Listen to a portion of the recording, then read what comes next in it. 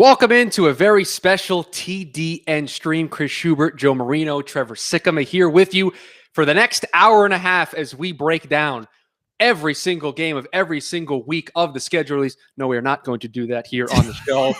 Just wanted to see if I could get a reaction out of the guys here to start. Welcome in, everybody. Gathering, get your beverage. I'm ready to go here. Trevor, I didn't show you this in the pre-show. I got a water here for the next hour and a half. Great. I got a big soda for the next hour and a half. You're not going to make it. Snacks for the next hour and a half. I'm ready to go. I was going to say, are you doing this in the bathroom on the toilet? Because if not, you might have to leave the screen at some point if you're okay. All right, iron bladder over here. No, so what you scared me a little bit going through every game, every team, because I was about to say I barely even care about every team, every game when the season is going on. There are some games during the week where I just go, I don't really care about that one. So that would have been difficult to do 3 months before. So I'll give you guys a little bit of a breakdown of what you can expect here over the course of this live stream. The schedule doesn't officially get released for all the teams. We've had some leaks throughout the day until the top of the hour. And then at the top of the hour, we will go through for about 15 minutes or so some of the AFC related schedules that we want to take a look at. We'll put them up on the screen as tweets come in with some graphics and stuff. We'll put them up here. We can have a discussion about them. We'll do the NFC. We'll look at some of the rookie matchups. Obviously, this stream brought to you by Panini. Jamie Eisner from TDN Fantasy is going to join us, talk about some of the fantasy matchups that he is interested in seeing. And we are going to close the show. The final 15 minutes of the show are way too early division predictions, Super Bowl matchup, and we're picking awards because why wouldn't we put this out into the universe to where we can look foolish 8 months from now? Unless I think the big not foolish and then we wind up being correct, then the audio clips and the video clips live forever. That's right. Know what I mean? That's right. I think the big question for me and a reason for people to watch the entire stream is at the very end of this, are one of Joe and I not going to predict Bills Bucks Super Bowl just to spite the other person? I just wonder if that's going to happen. I know I've thought about that. I know what I'm going to do. Listen, part of my preparation for this stream and knowing that we were going to predict the Super Bowl matchup was me thinking, well, what's Trevor going to do? And you're in the position of, well, your team just won the Super Bowl, right? So you have that interesting layer to it where, am I really going to do it? Am I going to predict the Bills to not only go to the Super Bowl, but to win it? I guess you'll find out later on. And that's called the teaser, folks. That's right. Premium broadcasting right there. And your guys' comments, questions, we will try to sprinkle them in here throughout the course of the remainder of the show. So load up YouTube, Twitter, Facebook, wherever you guys are watching the show. Make sure you get those in there, and we will try to answer as many of them as we can, because we're kind of doing this as we go. We don't know a lot of these schedules, and we don't necessarily we know which teams are playing which, but we don't know exactly when, where, how the schedule breaks down. So it'll be fun to take part in this journey at the top of the hour once it all gets underway. Guys, I guess the place I will start this conversation is this is an opportunity for social media teams to shine in the way that they creatively release their schedules to the world. And we've seen some fun stuff in years past. Joel, I'll start here with you. Which team do you think is going to be the most creative? And what do you want to see from teams' social media accounts when they tweet these schedules out?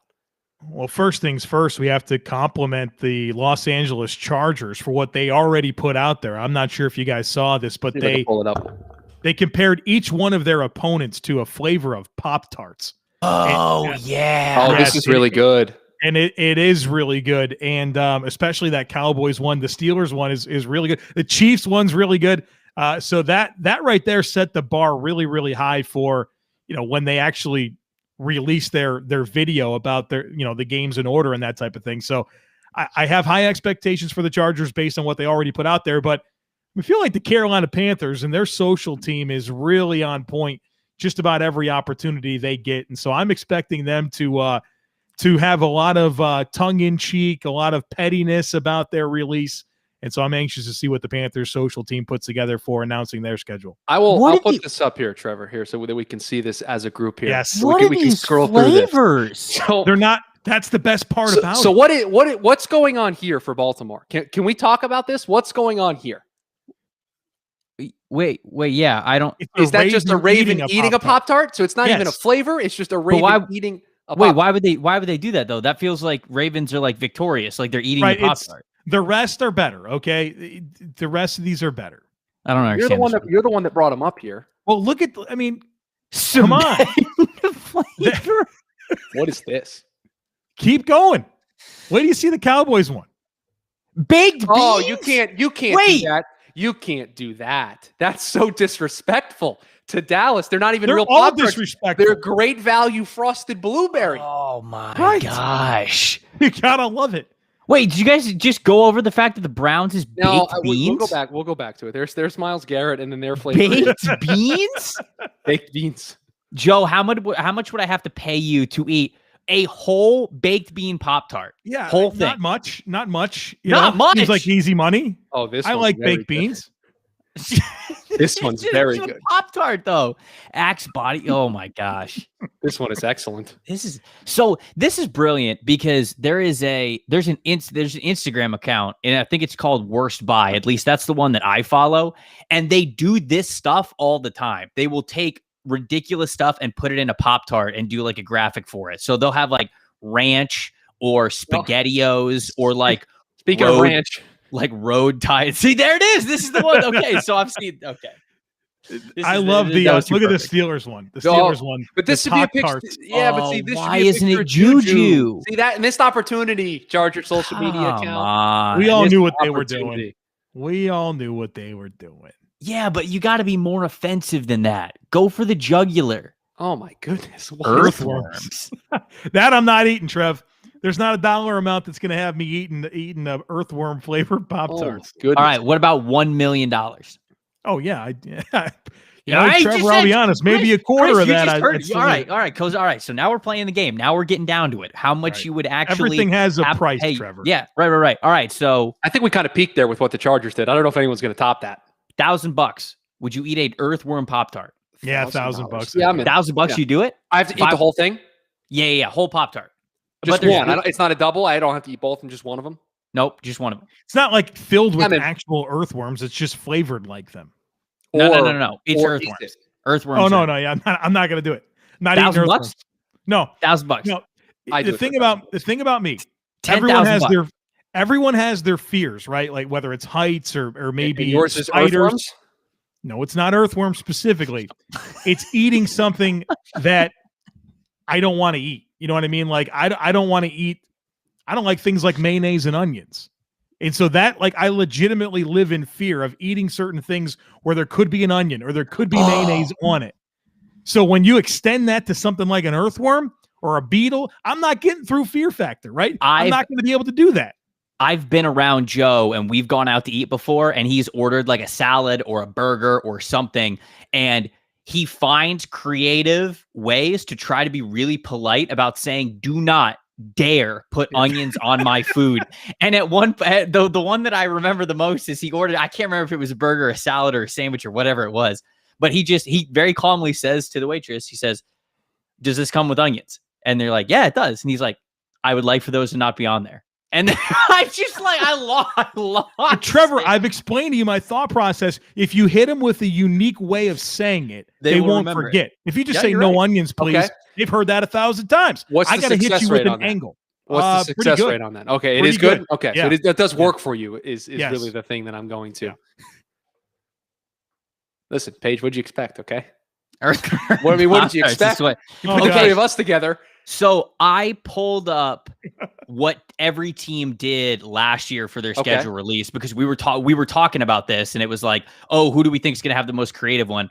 The Jaguars, if people remember, they did basically like popular cat memes and cat videos to do with the Jaguars, and I thought that was pretty funny. Mm-hmm. Denver Broncos did they were great because they got current players involved, and anytime you get current players involved, I think you get extra points. And they did like that Full House remix of it where it was just all that cheesy stuff with the song in the background, and I thought that was great. There were a couple of teams that did the schedule release via like first responders or like people who work in hospitals, not doctors, nurses, and they announced the schedule as well, which I thought was a really nice touch, obviously given everything that the country was going through a year ago with COVID-19.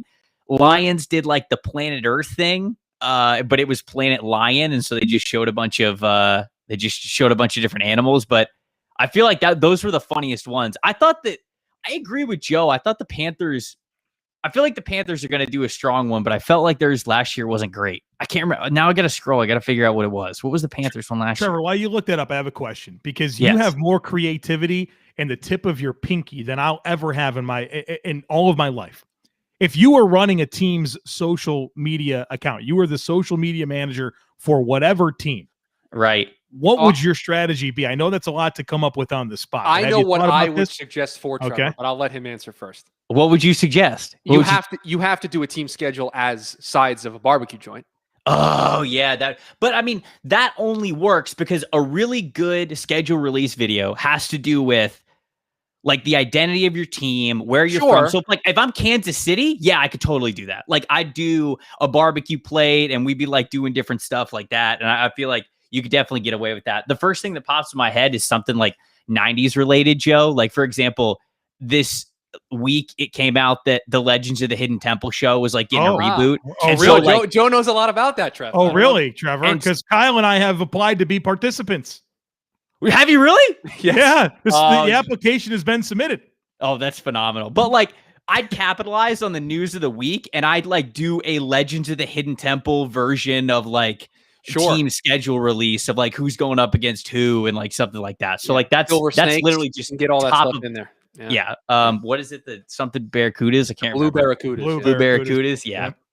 Yeah, no, Trevor, before the Draft Dudes episode that dropped today, we spent an hour filling out the application for Joe and Kyle.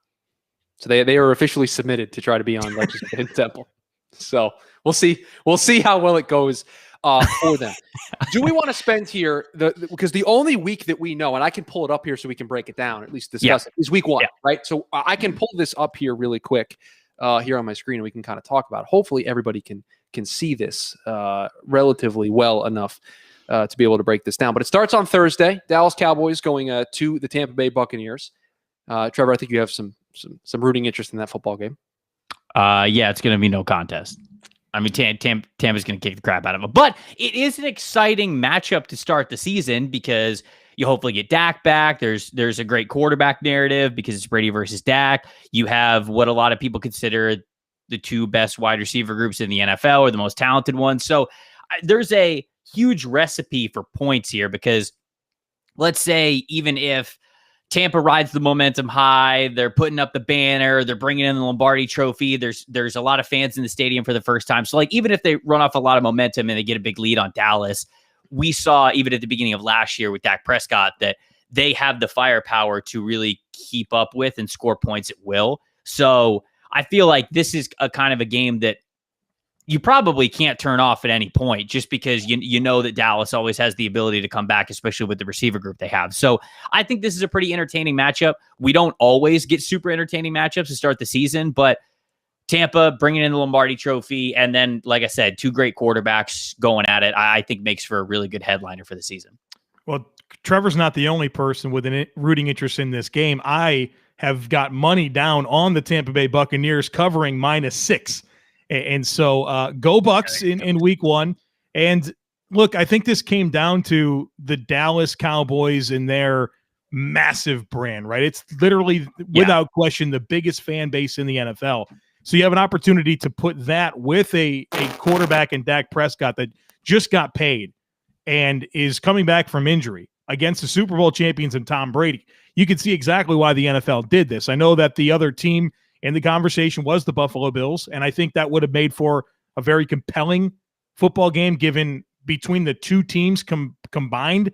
You have 43 of 44 starters back on the Super Bowl champions and a team that was in the AFC Championship game. So there's who's the only starter? Who's the only starter? You said 43 out of 44, right?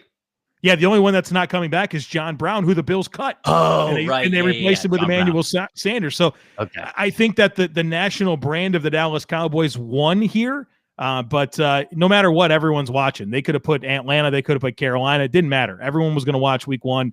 And obviously the appeal of the Cowboys won here to be the opponent.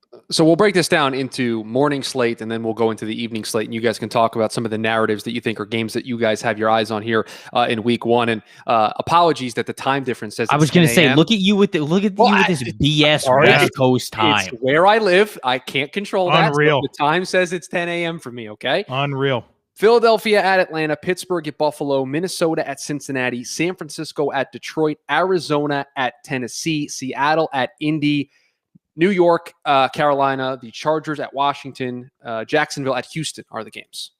Listen, this is my number one takeaway from looking at this slate of games in week one. I feel like the NFL said, you know what? Teams with rookie quarterbacks, it's okay to start them in week one. We'll give you a reasonable opportunity to play that rookie quarterback. I mean, look at the Jaguars going up against Houston. I think everyone has very low expectations for Houston. Yeah. You have Trey Lance in San Francisco. They're going up against Detroit. Brand new defense, a lot of changes with that football team. I would say that Mac Jones probably has the toughest opponent in the Miami Dolphins, who return a very good defense. But you look at the Chicago Bears, and you have the Los Angeles Rams defense that is having a new coordinator and underwent some changes as well. So I think the NFL said, hey, start them rookie quarterbacks in week one. We'll give you a reasonable opportunity to do it. Yeah, I mean, this definitely gives you a lot of intrigue for these guys who could be starting right away. I don't know if all of them do start away. Like, obviously, you mentioned Mac Jones, and I think Mac Jones can start week one, but they have Cam Newton there, so I'm not sure that we're getting Mac Jones' debut. San Francisco 49ers still have Jimmy Garoppolo right now, so I'm not sure they start Trey Lance right away. But if they do, I mean, I agree with what Joe's saying. This is a favorable week to do it. At least it looks like. Chris, I'm gonna bend the rules a little bit. Sure, please. Because Joe did. So go ahead. Right. So as long as you know that I'm not the first one who's breaking the rules here. Joe kicked that door down 2 minutes ago. The two games that are kind of intriguing to me right away is Arizona and Tennessee, and then Cleveland and Kansas City. Arizona, Tennessee, because I feel like the identities of these two teams are sort of unknown. Like we thought we knew where the Cardinals were going. I mean, I thought that they were trending a little bit in the right direction, but then it kind of plateaued a little bit last year, and there was a lot of beating yourself up or getting in your own way. And then this offseason, they go out and they spend money and they're aggressive as if they are a competing team. Like, they think that they were taking the next step to do a lot of stuff in the playoffs, potentially even make an NFC championship run. I mean, that's what it felt like they were doing with the mentality. And I get that ownership, GMs, head coach, you always want to build the best team that you can, but they bring in a lot of veterans, Rodney Hudson, AJ Green, JJ Watt. And so, like, this is a team that feels like they're making a big time push. And I am very interested to see how that goes for them this year. And then Tennessee, of course, you look at everything that they lost on offense: Corey Davis, Jonnu Smith, Adam Humphries. Obviously they're getting a new right tackle in there as well, even though Isaiah Wilson wasn't really reliable. But the biggest thing to me is new offensive coordinator, Arthur Smith, no longer there. And so I just feel like the identities of both of these teams are a little bit up in the air, and now they're getting to go up against each other. So I'm interested to see kind of how that takeaway is for week one. And then, of course, the Cleveland and Kansas City game. This is a potential AFC championship game. With Cleveland boasting one of the best rosters in the NFL, you look at it and you say, Baker Mayfield's the only thing that could potentially hold this team back. At least I think, unless you're getting really unlucky with injuries. You look across their roster and it's hard to find any weaknesses, especially with Odell coming back. So this team will go as far as Baker Mayfield will take them. And then we get to see Kansas City with a revamped offensive line. So I think that those two matchups right away stand out to me for those reasons. Joe, I didn't know if you wanted to jump in there. Yeah, to give you another game that's interesting to me is Denver and the New York Giants. And to me, both of those teams are rosters that I feel are very complete outside of the quarterback position, but both teams have somewhat of an option. Daniel Jones in year 3, how does he take a step, and can he get this team over the hump? And the same thing with the Denver Broncos, whether that's Drew Lock or Teddy Bridgewater, who's the quarterback that they could play that can maximize this really good group of skill players that's around them, and what I think is going to be a really good defense. And so I think that's a game that I'm certainly circling as one that is going to teach us some things right off the bat about, what we can expect from both teams at quarterback, because I really like the defensive matchup from, Vic Fangio in Denver and Patrick Graham and what he was able to do with the Giants last year. So kind of an underrated game on this schedule. Well, you forgot a quarterback for Denver, Joe. Well, that's the thing. If they get Aaron Rodgers, then look, I think Denver makes a lot of noise immediately in the AFC. They're a contender, right? I immediately view that team as a Super Bowl contender if they get Aaron Rodgers, which is exactly why they should try to make that happen. We're going through our divisional previews and predictions with the schedule coming out over at TDN on the content side of things. And I've had a handful of teams where the Packers are on their schedule and it's just like, oh, do you think they'll beat the Packers or no? And I'm just like, who's the quarterback? I don't know. It's right. it's such a massive question mark when you're talking about them or Denver. But I do agree with you. I think that Denver is a big time up and coming team, and they're another roster where you look at their depth chart and it's hard to think that they have failed at team building in any real area. I mean, they've given themselves a chance. Yeah, I mean, like some of the areas of Denver's roster are a little bit more aged or seasoned or have veteran experience to them, and some are a little bit younger and they're coming along. I look at the wide receiver group or the pass catching group as one that's a lot younger, but still, I mean, you've got the talent that you want in those areas. You plug in Aaron Rodgers and all of a sudden Denver doesn't just become a team that could compete for that division. They can compete for an AFC championship. So yeah, I mean, I would love to see it with someone who does not have a rooting personal interest for what happens in Green Bay. I'd love to see Aaron Rodgers in Denver because I think he takes that. If Aaron Rodgers is out of the NFC, then just put Brady in the Super Bowl now, right? Like who's really standing in the way of the Bucs if Aaron Rodgers is not in Green Bay? So I don't know. We're going to do a breakdown, and the guys will give me some schedules that they want to maybe bring up. But Adam Schefter tweets, we listen, and we put it up here on the show. Yeah. So Trevor, this is for you. Okay. What's Tom Brady returns to Foxborough to face the Patriots Week 4, Sunday Night Football. You knew that whenever it was, whether it was Week 1, 5, 14, 4, 17, it didn't matter.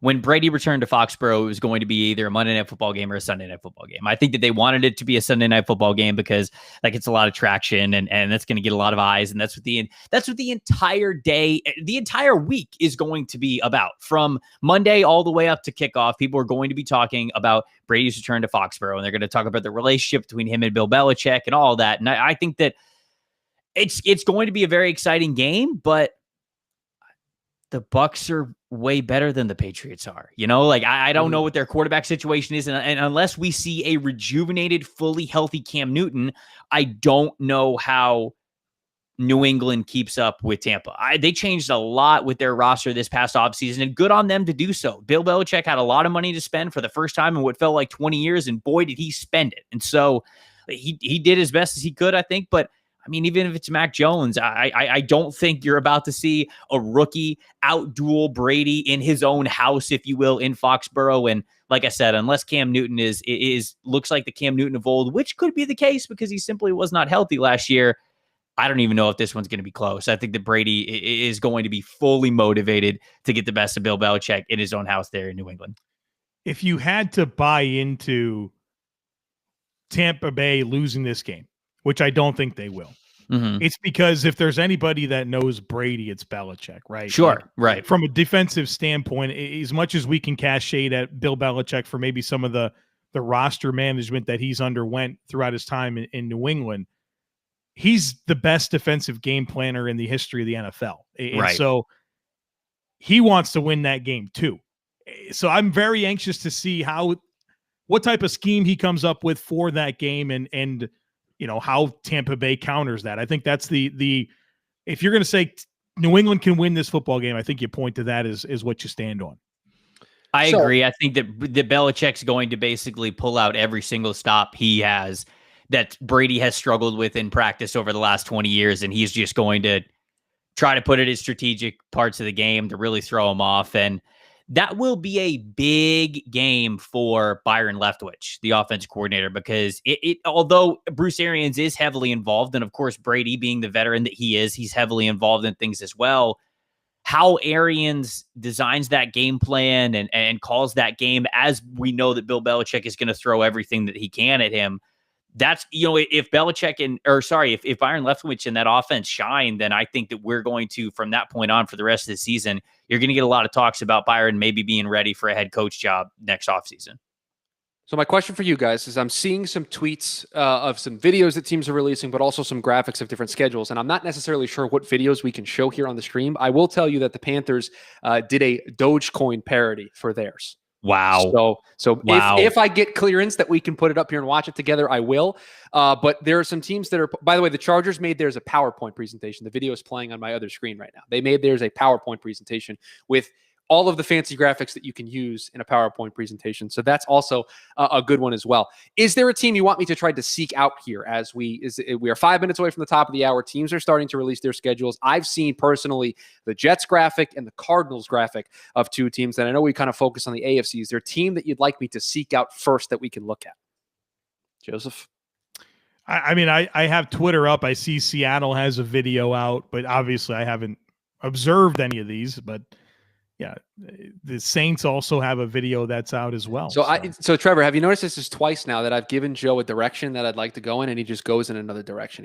I'm like, oh, AFC team. He's like, yeah, I saw the Seahawks schedule. Well, I've seen what I've seen, Chris. You can't box me in if I haven't seen an AFC thing on the timeline here. Why are they allowed to release the schedules way early? So I believe it was 8, wasn't it? Well, they did this last year, didn't they? Where about like in that 10 to 15 minutes beforehand, they kind of started to release them on their own, and then they had like the schedule release show. So I mean, I guess that's the way they do it here. I'll throw up the Jets one because it's just the one that I have in front of me, and whatever. You can call me a homer in the chat. It's fine. I don't really care. Wait, you? Me? Jets? Yeah, no, couldn't be me. Oh, I have the Broncos schedule. How about this? Throw up the Broncos schedule here. I have it just in. This is kind of funny. The Panthers one. Oh, so you're watching the Panthers one? Okay. I have it on mute, but it's. It looks like the Washington football team has Ron Rivera FaceTiming with players to announce the games to them. That's also seems to be a very good one that maybe we should consider. I don't know. I feel like that one's kind of lame. Hold on, now I got to watch it.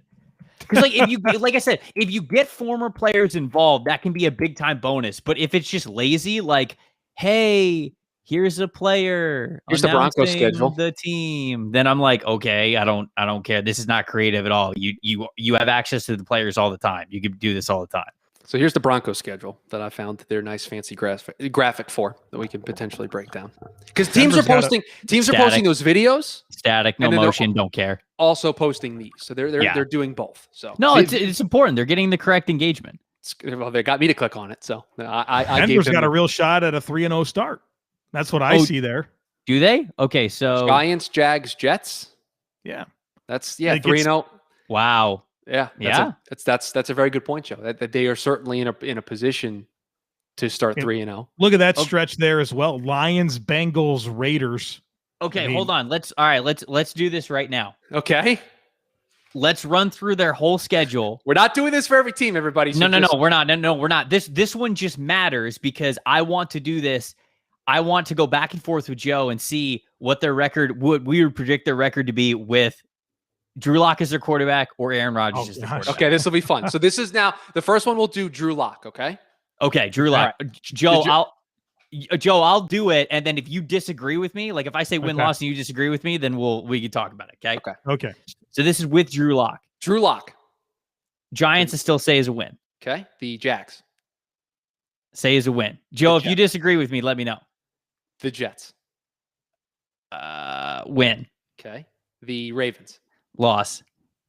The Steelers. It's in Denver. I think that's what that white box around the team name means. I think the red ones are on the road. I think it's the opposite. I think the white boxes, they're on the road. And white boxes, they're away. I would say loss. Okay. The home against the Raiders. Oh, this one's tough. I'll say win. All right. I didn't know if Joe was going to jump in there. That's fine. The Browns on the road. Loss. The Washington football team at home. Loss. The Cowboys on the road. Win. Okay. You think loss? I don't think they could score with them. All right, we could pick loss. We could do a loss there. Okay. I'm not convicted either way on that. The Eagles at home. Win. The bye week. Hopefully a win. Okay. The Chargers at home. Loss. Have them split with the Chargers. It's fine. Right. Yeah. Okay, yeah. So I'll see. All right. The Chiefs at home. Loss. The Lions at home. Win. The Lions on the road. I think. Win. It's a home game. The Bengals at home. Win. The Raiders on the road. Loss. Okay. The Chargers on the road. You want to split? We'll say loss, and then I'll say loss to the Chiefs as well there. So you have them going 8-9 with Drew Lock. With Drew Lock? Okay. All right. So now we get to do this with Rodgers. I'm keeping track here on my notes. Okay. All right. Giants? Win. Jags. Win. Jets. Win. Ravens. Win. Steelers. Win. Raiders. Win. Browns. I'll still say loss. Football team. This would be fun, but I'll say win. Cowboys. I'll say win again. Eagles. Win. Chargers. I still think they split with the Chargers either way, so let's just say loss. Okay, I'll give them a loss here, and we'll give them a win later. The Chiefs. Loss again. Lions. Win. Bengals. Win. Raiders. It coin flip because it's a divisional game, but I'll say win again. Okay, you gave the Chargers a win, then Chiefs at the end of the season. I think they'd split one with the Chiefs. So okay, so you have them going 14-3 with Rodgers. Yep, that's the difference. That's the difference that a good quarterback makes. That's what you're saying when you do this. Not just a good quarterback, the reigning MVP and one of the best passers of all time. No, but that's the difference. 8-9 to 14-3 if they make a move for Aaron Rodgers. So that's the Broncos schedule that we have there. I'm checking very quickly to see if either of the two major news sources for here, ESPN or NFL.com. It's 8:01. Where's the schedule? Where is it, Chris? It says 5:01 on my clock, so we might have to wait a little bit. The NFL doesn't have it on their website, and I don't have it here on ESPN either. So we can wait a little bit here for other ones to come out. I can just go via social media if need be. Bucks preseason games: Bengals, Titans, Texans. If anybody was, you're coming at me with preseason games here. If anybody wanted to know. Okay. If anybody was wondering. How about this? Totally not in the order that which we were going to do this. But I have all of the Sunday night matchups. Ooh, okay. All right. So again, not how we were going to do this. But hey, we just do it. We just do it as it happens here. So I'm just give me a second here. Let me get everything ready to go here. Here are your Sunday night football matchups. I will share the screen. Week 1, we knew Bears Rams. Week 2, Chiefs Ravens. Week 3, Packers 49ers. Week 4, we mentioned earlier, Bucks Patriots. Week 5, Bills Chiefs. Week 6, Seahawks Steelers. Week 7, Colts 49ers. 49ers getting 2 early games. Cowboys Vikings week 8. Titans Rams week 9. Chiefs Raiders week 10. Steelers Chargers week 11. Browns Ravens week 12. 49ers Seahawks week 13. Bears Packers week 14. Saints Bucks week 15. Football team Cowboys week 16. Week 17 Vikings Packers, and then week 18 obviously to be determined because they normally flex a very important game in there. Packers have 3. And oh baby, are those bad boys going to get flexed if Rodgers is not a member of the Green Bay 49ers Packers. have 3, and if they're not very good, that week 13 might get flexed. Wow. Yeah. They got 3 as well. Tampa's got 2. Dallas Cowboys got have 2. Chiefs have 3. Chiefs have 3. Not Chiefs really worried about the Chiefs being bad. So. Man, Chiefs Bills week 5. Joe, how do we feel about Joe, thoughts? The Bills played Kansas City twice last year, and they weren't competitive either time. And that's the story for Buffalo. They were 13-3. One of their losses coming against Kansas City, and then the Hail Murray game, and then Tennessee was their other loss. I mean, pretty much cruised through their schedule other than the Kansas City Chiefs.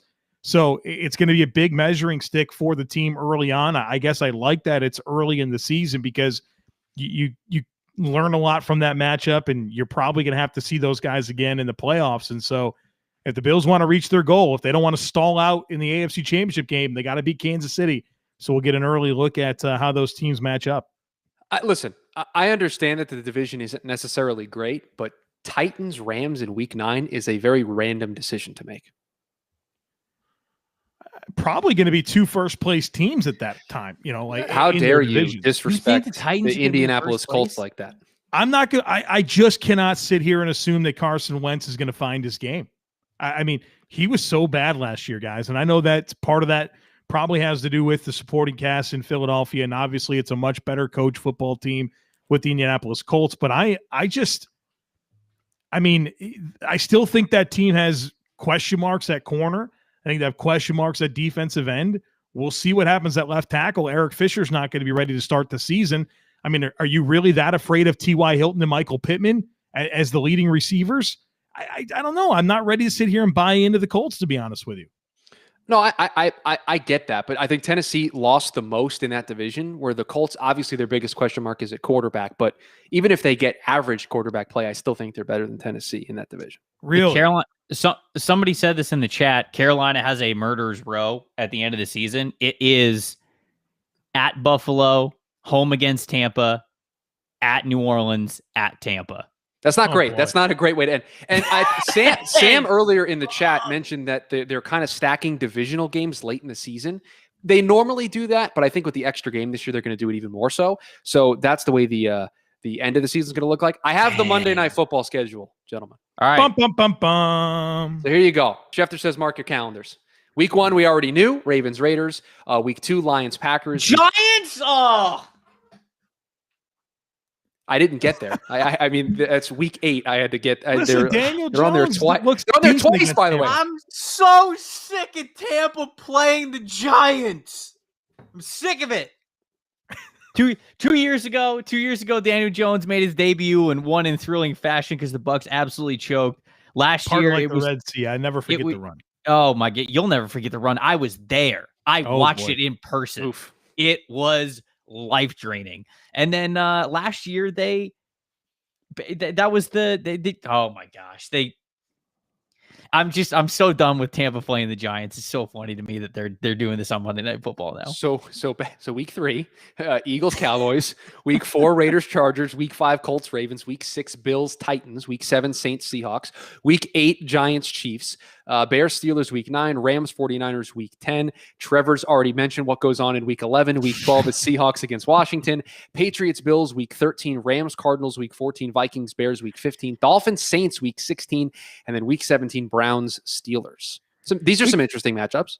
And remember, this year after Week 12, any of these games are off the table to be moved. Cleveland doesn't get a chance to host a primetime Monday Night Football game? According to what I am seeing right here, no. That's disrespectful. They only get 3 primetime games, the Cleveland Browns. For some reason, the Colts get 4. The Bears get 4. Oh. Minnesota has 4 primetime games. The Minnesota Vikings and the Cleveland Browns have 3. What happened there? That's bad. That's not. What? I don't know. Well, we haven't gotten San Francisco has 5. yet, guys. Hold on. Wait a minute. We haven't gotten the Thursday night schedule. Maybe they play a lot there. No. Thursday Night Football doesn't count. Why does San Francisco get 5 primetime games? Prime time, Trevor. Prime time. Everyone hates it. The coaches hate it. The players hate it. I don't think fans like it. Like nobody likes it. Fantasy football players hate it because you have to set your lineup on Thursday. Yeah, nobody enjoys it. Nobody likes it. Yeah, Joe, I think that's a great call by you that it appears as though that like there's a weird balance given to some teams in terms of these prime times. The 49ers are tied for the most primetime games in the NFL. Just wait. Chicago has 4. Minnesota has 4. The Raiders have 4.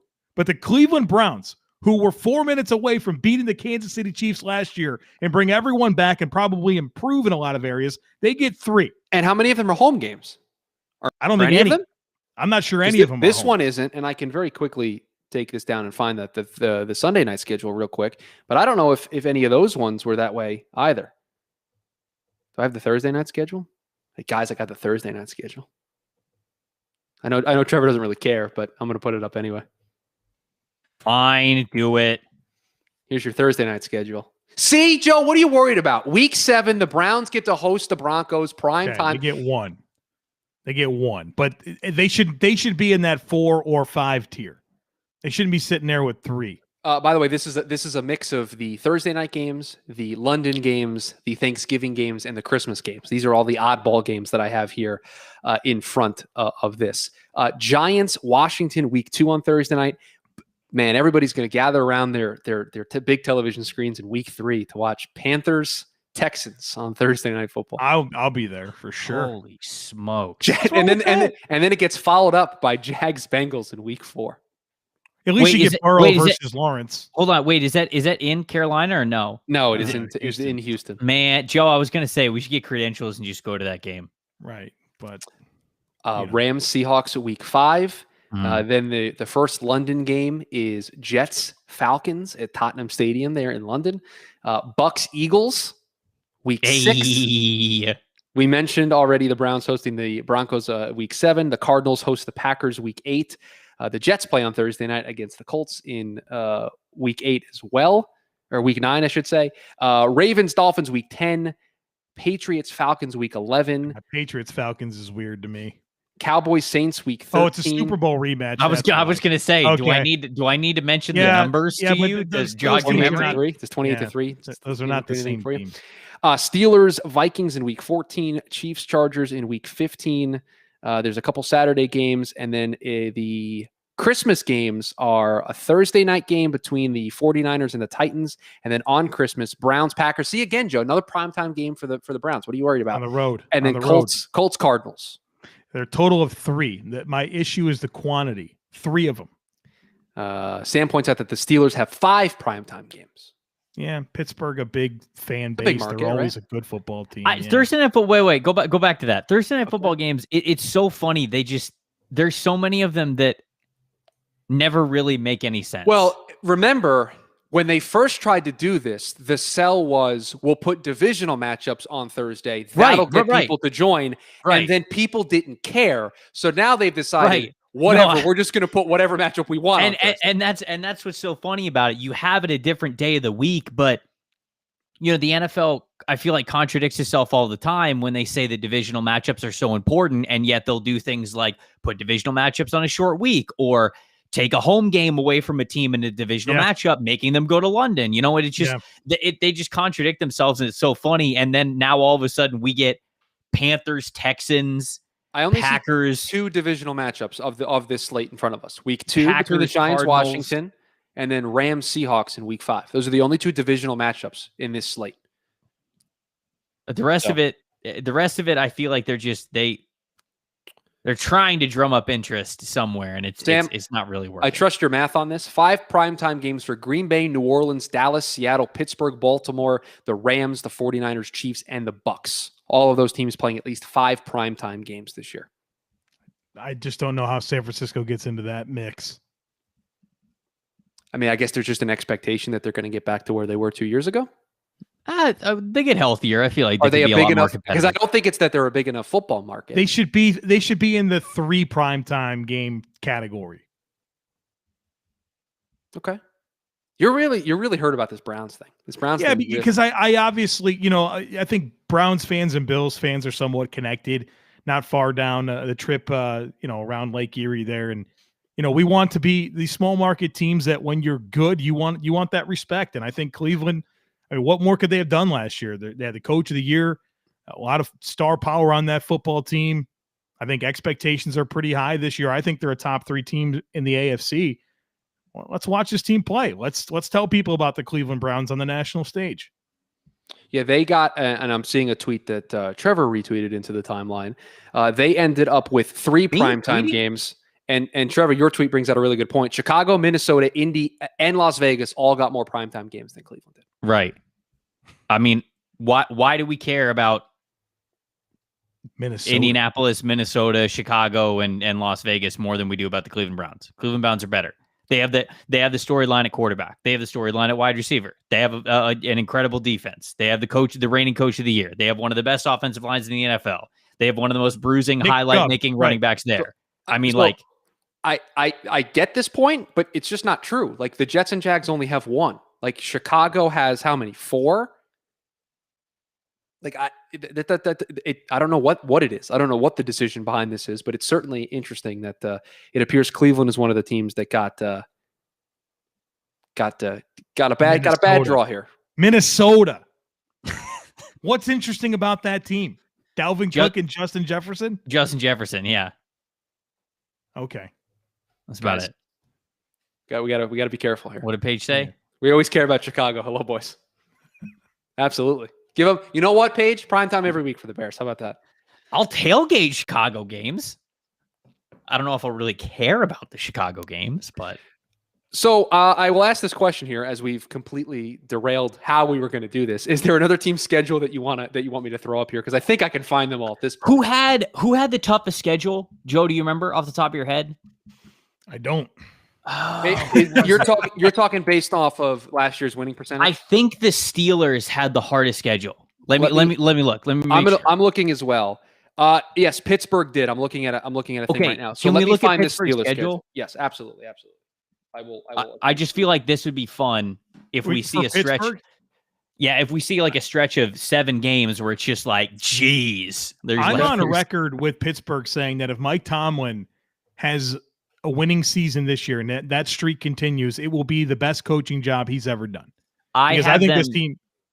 Go ahead. This team has massive question marks on the offensive line. We need to see what's going to happen opposite of TJ Watt at pass rusher. The cornerback situation is very below average now that you don't have Mike Hilton or Steven Nelson in the mix. And Ben Roethlisberger just looks bad. There's just no ceiling with him. I am very nervous about this Steelers football team. There's a stretch here at the end that's kind of bad. They're right. For their last 5 games or week 13 on is rough.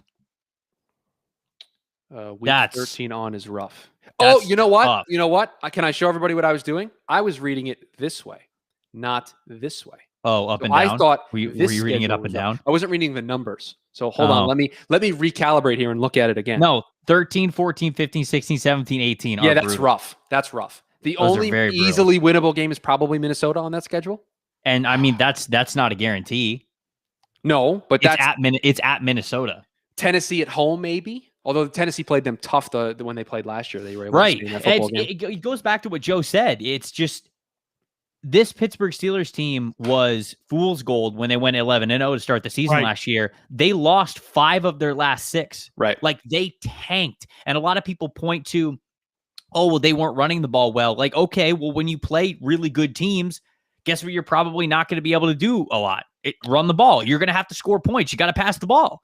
So Roethlisberger just did not have near the same efficiency he did last year when it came to those like takeover moments, like those vintage Roethlisberger, okay, I'm going to take control and make magic happen. When he was like, okay, I'm going to take control last year, it was bad. So now they invest a first round pick into a running back who is very talented with an offensive line that's losing 2 veterans right in the middle and then 1 at left tackle. So I don't know, man. It doesn't look pretty if you ask me. There has been a request. Pittsburgh's losing 5 of the last 6 again this year. Oh, man. And I think they start the year 2-2. If you look at that schedule, they have the Bills. I think it's Raiders, Bengals, and then there was another team, Baltimore. I think they start the year 2-2. So 2-2 with what you're saying, losing 5 of the last 6. They're at 7 losses very quickly. We didn't have to do a whole lot of thinking there. There has been a request by some people in the chat, and then Paige has backed up the request. Yes. So we're going to have to do it. A lot of talk about Cliff Kingsbury, and Trevor, you mentioned Arizona earlier when we were talking about the week 1 schedule. Yeah. Let's put up their schedule and see if they make the playoffs. All right. So here is the Arizona Cardinals regular season schedule. Tennessee at home, Tennessee on the road, week 1. Wait, Minnesota, Chris, I was just going to say, Joe, do you want to just do the win-loss thing again? See what we come up with and see if they make the playoffs? Sure. Okay. Joe and I have had a heated debate on Monday about this. Heated. It's back and forth. Heated? No, the point, the heated debate stem from none of us are high on Arizona, but I don't think that the NFC is that loaded where they can't sneak in with the 7-team field. And there's a chance 3 teams from the West could go to the playoffs this year. Could. Let's see. If I agree with you wholeheartedly. Good number. Okay, let's see. Tennessee week 1. Loss. Okay. Minnesota. Yep. I think they split those first 2 games. Okay. How about that? 1-1. Fair. The Jags on the road. 2-1. The Rams. 2-2. Yeah. The 49ers at home. 2-3. 2-3. The Browns. 2-4. The Texans. 3-4. The Packers. 3-5. The 49ers. Give them a split here. Okay. So 4-5. The Panthers. They can win that game. 5-5. Okay. The Seahawks. 5-6. Okay. The bye week will skip the Bears on the road. 5-7. The Rams. 5-8. The Lions. 6-8. The Colts. Where is it? It's in Arizona. But late in the season, I think the Colts are firing on all cylinders. 6-9. The Cowboys. I think Arizona loses that game. 6-10. They struggled with. Didn't they get they looked silly against Dallas last year, didn't they? They played them on Monday night, and they made Dallas look silly, but that was because it was Andy Dalton's first start in the offense. Okay. So I don't put a lot of stock into that. And then the Seahawks, do you want to split that? You want to give them a win there to end the season? Sure. So 7 wins. You got them to 7 and 10. That's not going to make the playoffs. I think their ceiling's 8 wins. Then I don't think their ceiling is 8 wins. If you want to say that's most realistic, fine. But I feel like there were a couple of teams.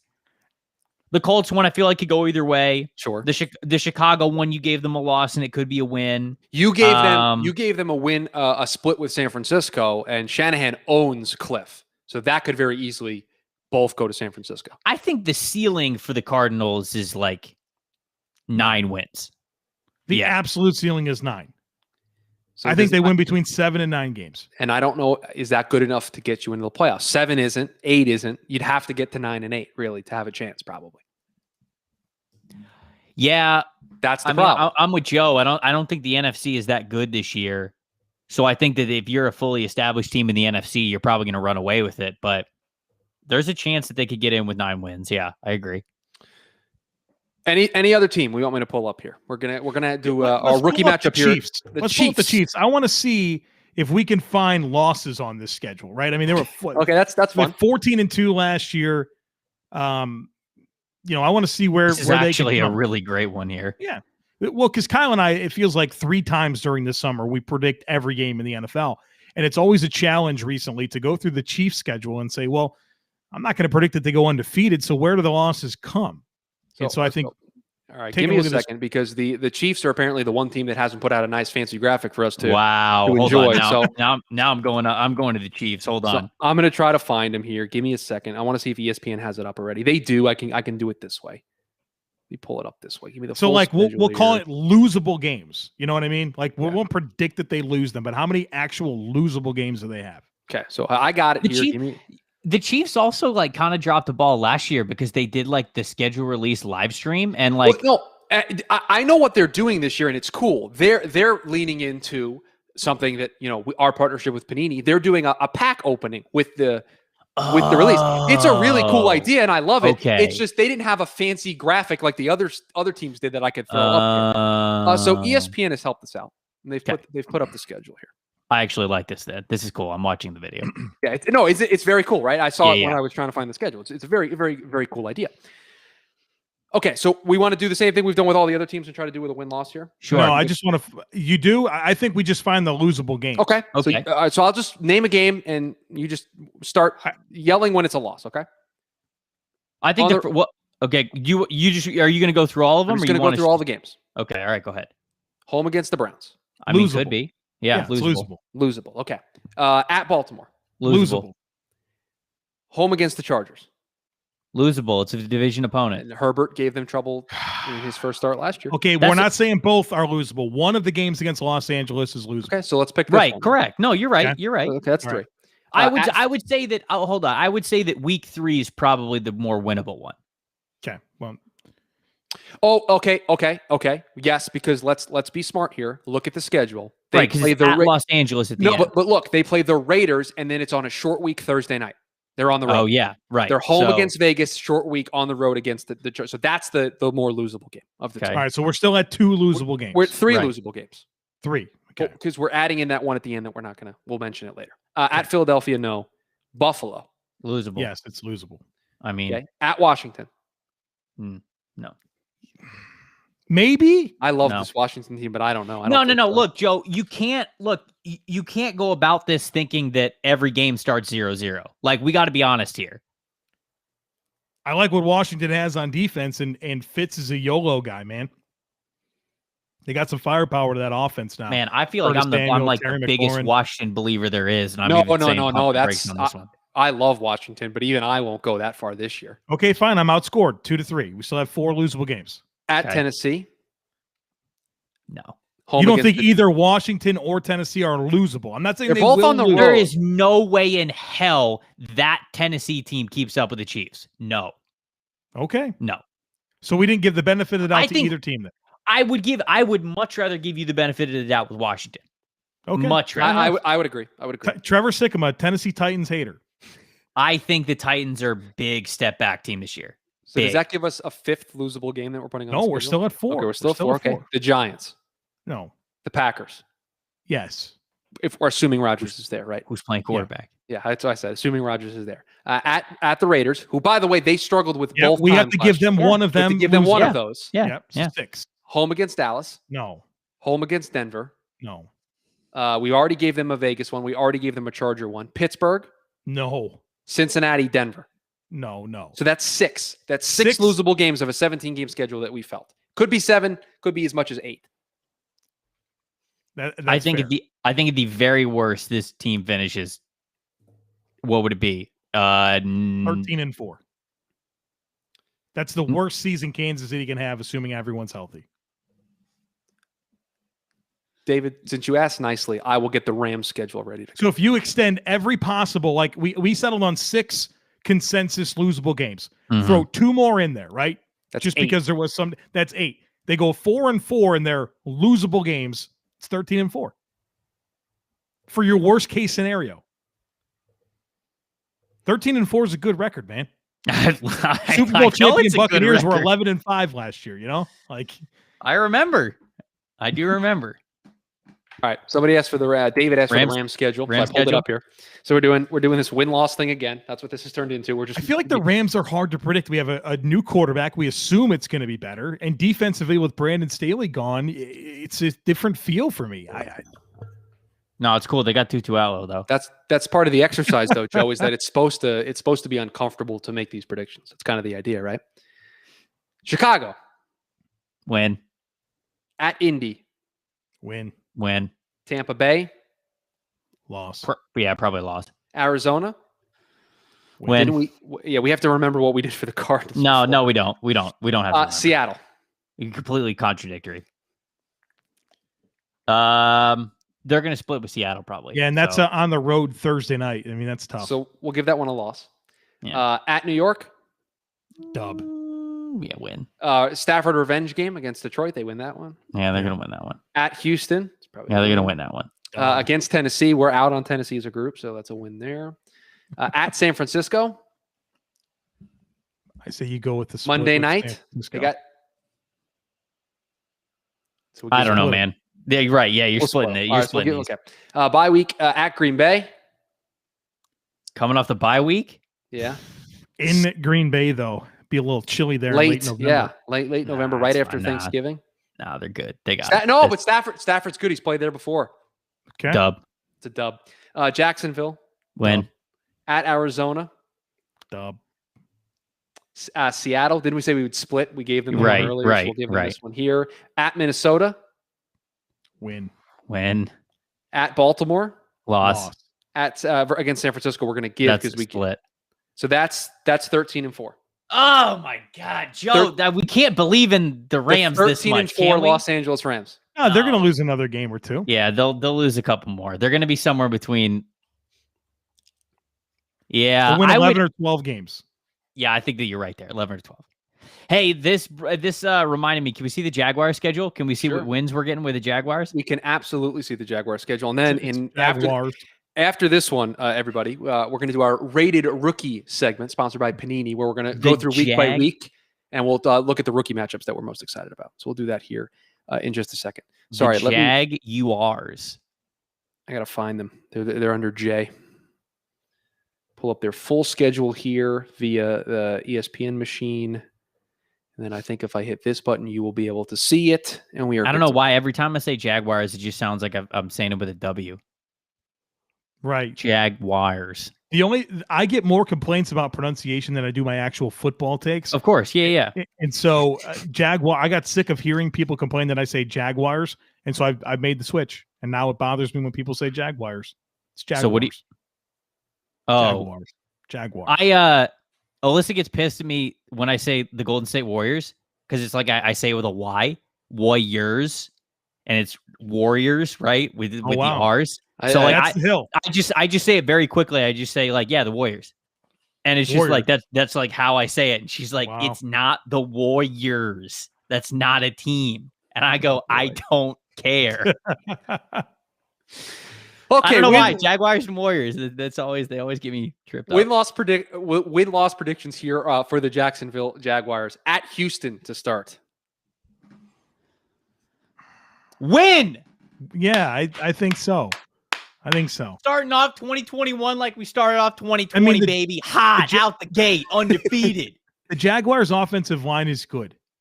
What? Jaguars' offensive line is good. The Texans' defense is bad. Jacksonville's offensive line is good. It's a line of scrimmage thing. I think they're going to be fine. Yes. No, they're going to be good. Denver. No, Denver's not winning, or no, the Jags aren't. It's not a win. Okay. Yeah, I think we're trying to find wins. Arizona. There won't be many. I think they could beat Arizona at home, but I think they could beat Arizona at home. Didn't we just do Arizona and pick them to beat Jacksonville? We did, but since we're here, so now you put a different set of glasses on and you want to change your mind? Look, we're looking at it from the Jags' perspective. I'm being a little bit more positive about Trevor Lawrence. It's a winnable game. I'll say that, but I don't expect them to win it. Trick question. I wear contacts, not glasses. So are we giving this a loss then? Is that what we're doing here? Yes. Okay. Yes. Cincinnati. No, I think that's a loss. Tennessee. I don't know, man. Cincinnati. It's two coaches that I don't week 4? trust. How healthy is Burrow in week 4? He should be fine. He should be fine. Cincinnati has more on their roster than Jacksonville right now. Tennessee, week 5. Now the Jags are winning that game. Tennessee? Thursday night football. Look, man. Oh, see? It's where Jacksonville was born. Jacksonville's all about Thursday night football. It's where they thrive. It's where they thrive. It is a road game, but still, Thursday night's where they thrive. No, I'm going win. I'm changing it. It's a win. Good. They're 2-2. Let's go. Joe's just shaking his head. Doesn't even have a single rebuttal. Tennessee. Loss. Miami. Loss. At Seattle. Loss. Buffalo. Loss. At Indy. Loss. San Francisco. Loss. Atlanta. They can win that game. They can win that game. We giving it to them? Let's go. At Los Angeles. Loss. At Tennessee. They got to split with Tennessee, right? They got to get one. Give them a split. So all right, there we go. Houston, did they beat Houston both times? Yeah, baby. Sweeping them. I think so. The Jets? Sweeping them. Yes. No, they're going to lose. No. They're going to lose to the Jets. Beat them. Tiebreakers, Chris. I think they beat the Jets. Robert Saleh is a way better coach. New England? Loss. There's no way there isn't a rookie quarterback. Indy to close the year. Loss. Probably lost. The 6-11 Jacksonville Jaguars. Right. Let's go. Not bad. It's pretty good. That is pretty good. Okay, so I'm going to try to do this as we on the fly here. I'm not going to take my screen down, and I'm just going to go to the NFL schedule. So just hold your horses, everybody here at home. Rated rookie. Let's look at some of the rookie matchups, some of the rookies here. We kind of talked about week 1 already, so we'll go through these really quickly week by week. Jamie Eisner going to join us here in a couple of minutes. If he'd like to hop on early and he's watching, Jamie, please, you have the link. You can hop in, and I will let you in to the street to join us. No, he's not allowed yet. For this time. Anything here on the week 2 slate, rookie wise? I see the Zach Wilson hosting the Patriots. I see potentially Justin Fields' first start at home week 2 against the Bengals. How about Jalen Waddle and the Miami Dolphins? The biggest thing that makes me nervous about the Bills, and it's not necessarily because they give up a lot of big plays. They don't. They're actually very good at limiting big plays, but I don't think they have a very fast secondary, and I don't think they have a real answer for the Jalen Waddle, Will Fuller tandem in terms of a vertical receiving threat. And so I'd be interested to see if Jalen Waddle is able to have a really productive game against Buffalo, because if they get him isolated one-on-one, Bills do not have anybody that can run with him. The Sunday night game, Chiefs Ravens could be the first showing for this Baltimore Raven offense in a big game. Rashad Bateman could be an opportunity there to show, hey, we got the firepower. We can hang with the Kansas City Chiefs for 4 quarters. Right? That's one that I'm intrigued by. Anything else? Parsons against the Rams. That's, Parsons against the Chargers. Chargers, yeah, okay. Not quite as interesting if it was the Rams. How about Najee Harris against that Vegas front seven? I mean, he could eat against them. That's interesting. Yeah, okay. That's good. That's a good one to point out. Okay, so we'll go to week 3 here as we continue to roll through and talk about some of these rookie matchups that we're interested in. The thing that I'm so intrigued by is like I only think two rookie quarterbacks start week 1.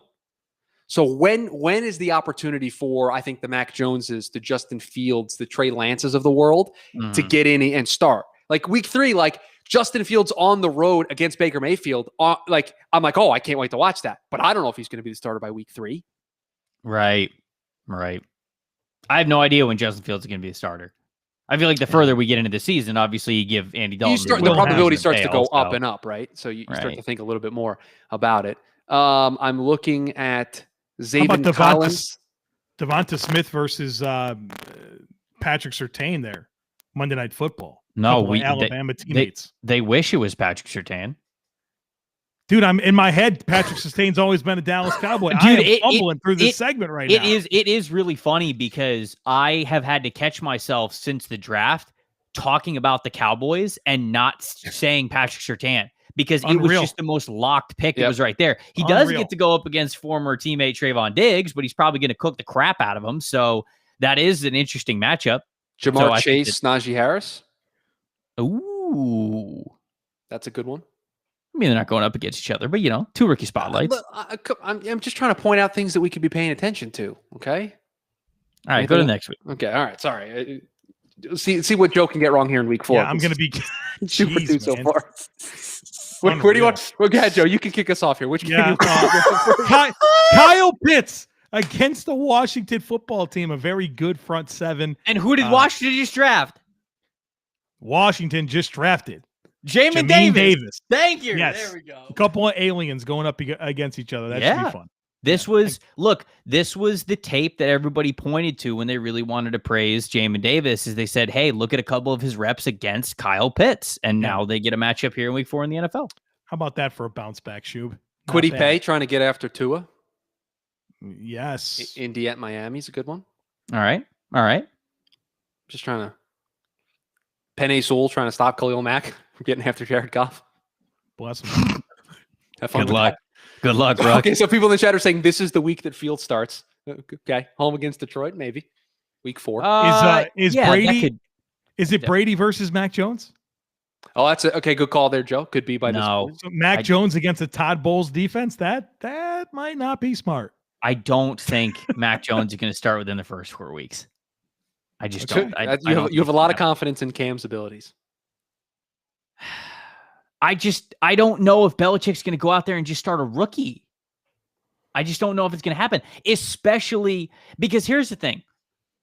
Belichick's going to want to put his best foot forward against Brady in week 4. Like, obviously, week to week, you're trying to win as many games as you possibly can, but I also don't think the Belichick wants to go out there and get embarrassed in week 4 when Brady comes back to town. So either he starts Mac Jones week 1 and he's all in on him, and then Mac's got 3 games under his belt by the time they play Brady, or he's not playing Mac at all, probably no matter what. Right here's the Mac Jones game. Right here. It's Houston. You put him in there, you get through the Bucs game, and you play him against Houston. Where's their bye week? Do we know where their bye week is? Right here's the spot. No, I'm just saying it could be good. Let me see if I can very quickly find out where their bye week is here on another tab. Very quickly try to find it, because if their bye week's right before or right after, it would be pretty good. Late. Real late. A late bye. No. Yeah, late week 14 bye. That's not going to work. Lord. That is not gonna work for New England. All right, let's go back to here. Rookie matchups that we are keeping an eye on, trying to see if there's players. I got one. This one's real. Okay. J.C. Horn versus Devonta Smith. Philadelphia versus Carolina. Okay. Some one-on-ones. The chat the chat has countered with Eric Stokes versus Jamar Chase. Green Bay, Cincinnati. Yeah, that's fun. That is also another fun. Are we sure they're going to put Eric Stokes on Jamar Chase? Trevor, why do you have to ruin the fun that we were having? I'm pretty sure they're going to put Jair Alexander, Jamar Chase. I'm pretty sure Tyler Boyd, a productive player. I'm pretty sure Jair plays mostly in the slot. Yeah, I think it's but I think they're gonna roam Jair for Jamar Chase. I think they're gonna have to. Depends on how productive he is by that point of the season. All right, we're going to go to another week here as we await. I know he's in the chat. I know he's listening. As we await for Jamie Eisner's appearance here to talk about some of the fantasy things that he is keeping an eye on. Are there any good quarterback duels from rookie quarterbacks that I've seen? Trevor Lawrence, Tua. It's not a rookie matchup. But... Thanks. Tua is a second-year quarterback. Really appreciate that. You pointed out Tua like 2 weeks ago. And my point was the angle I was taking was Kwity Paye. It wasn't the matchup. I said quarterback matchups. And then you're like, oh, Tua against Trevor. Well, that's one of them's a rookie. Yes, thank you. Kadarius Toney and Tutu Atwell. See who can be the more productive, rookie in that Rams-Giants game. Don't ask me about it. Please. The offensive line battle between no, never mind. No, Carolina. No, wait. My brain is fried. I pulled the Joe there. Sorry, I pulled the Joe. That's why I'm just not saying anything until I'm absolutely sure. All right. So you're searching it up with the computer. You're trying to make sure. Yeah. Gosh, all these teams blur together at this point with some of their draft classes. I'm trying to see if there's anything else here in this week that we want. Look, Alex Leatherwood with the Vegas Raiders going up against Brad Chubb and Von Miller. Let's go. All right, there we go. Okay, see, that's a good one. That's a good one before. All right, before we get out of here. Week seven. It's going a little bit slower than I thought we would. I thought we'd like rattle these off. But we have to think. Look, everyone's got a bye week this week. It seems. Look, I'm trying to remember who was drafted. Yes, I'm saying it's taking us a minute to think of draft classes. Hey, here we go. We got Elijah Vera Tucker against Christian Barmore. I'm not doing this. Oh, there again. You go. Nice. There we go. Dig deep, baby. That was good. Now, J.C. Horn won't be up against Kadarius Toney. I was looking. Eric Stokes against De'Ami Brown. Boom. Okay, that's boom. Okay. Boom. Kyle Pitts again here. Eric Rowe, the safety for the Miami Dolphins, one of the better tight end matchup guys. It'll be a nice contest for him against Kyle Pitts. Roast him, Chris. Roast him. Not a rookie. Roast him. Come on. Get on his ass. We could have Trey Lance. We could have Trey Lance here. We could have Kwity Paye, Trey Lance on Sunday Night Football. Perhaps. Sure. You guys are. I'm trying to like, hey, this could be a spot for a quarterback, and you just guys are giving me nothing. Hey, look, Joe Tryon versus Justin Fields. If we're going down this avenue, yeah, sure. Rondale Moore is going to have 100 yards against Houston. Wow, he's pointing to the fence, folks. I mean, you might actually be right there. That might be the only game he has. He has 100 here. All right, here's week 8 for you guys. I think I have to send Jamie the link so he gets in here. So please. Okay. I don't think he actually has it. Okay. Kyle Pitts versus J.C. Horn, another matchup that we watched for scouting purposes where we went, ooh, let's praise J.C. Horn here because he was able to roam around and he matched up against Kyle Pitts in man coverage. Maybe gets an opportunity to do that again. Okay. Peyton Turner. Oh, gosh. Yeah. Okay, against that Bucs offensive line. Can he get a sack against Tom Brady? Okay. All right. I think that was our one for week 8. I think we'll just move on to week 9 here. Yeah. we're repeating players where we have to come up with some good ones here. Okay. Got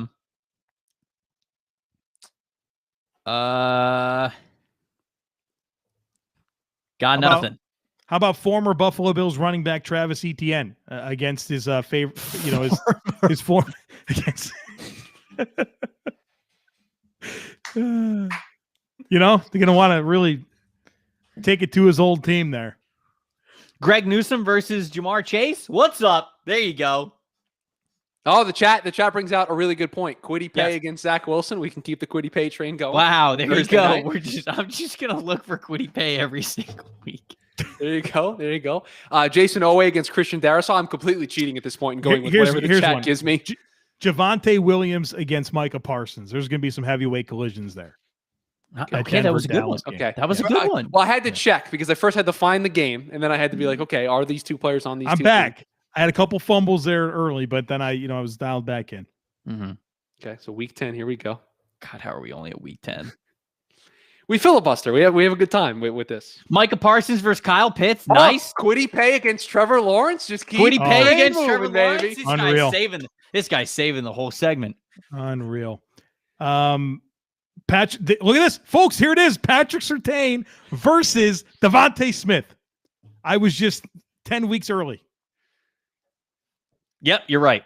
Wait, I had to think about it. Patrick Surtain, Devonta Smith. Did you guys see that Patrick Surtain is wearing number 2? What a king. Ooh. That is really what an absolute king.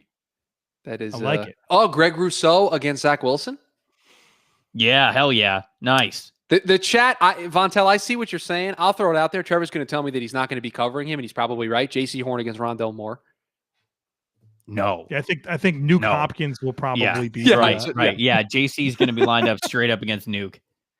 Yes. And it might not go well for JC. Jalen Phillips versus Zach Wilson. No, it's Buffalo. What are we doing here? Don't give us options that are going to confuse us. All right, week 11 here. We got to keep the Kwity Paye train. Hey, Jalen Phillips in coverage, maybe sometimes against Rashad Bateman. Yeah. Drop back into coverage. The Kwity Paye against Josh Allen doesn't really have the same buzz. Look, all right. So, hold on. Wait. Kwity Paye versus Greg Rousseau. Who gets more pressures? Yes. Okay. That's pretty we're gonna have we're gonna have a Kwity Paye matchup every single week. So help me God, I'm gonna figure out something to say. Kyle Pitts against Christian Barmore. I don't really. Do they have to be rookies? Because Penei Sewell against Myles Garrett / Jadeveon that's a good Clowney. one. Let's go. That should be fun. Yeah, not a rookie. Those are. So nope. I need to. I got roasted for it. So you're going to get roasted for it. I need to put this comment up from Paige. Because they're not coming from us, okay? We are struggling over here trying to put these together. So the chat is very much helping us out. I got one. Okay. Rashawn Slater against Quincy Roche. 6th-round pick? 6th-round pick? You think he's getting in there? DPR, man. Someone's got to be that third rusher. Okay. What week are we on? 11. Oh, gosh. Oh, hold on. Wait. Jamie Davis versus Tommy Tremble. Carolina. Okay. Washington. Okay. The Ron Rivera Bowl. Okay. The Ron Rivera Bowl. Okay. Did you know that Ron? Never mind. I'm not going to say it.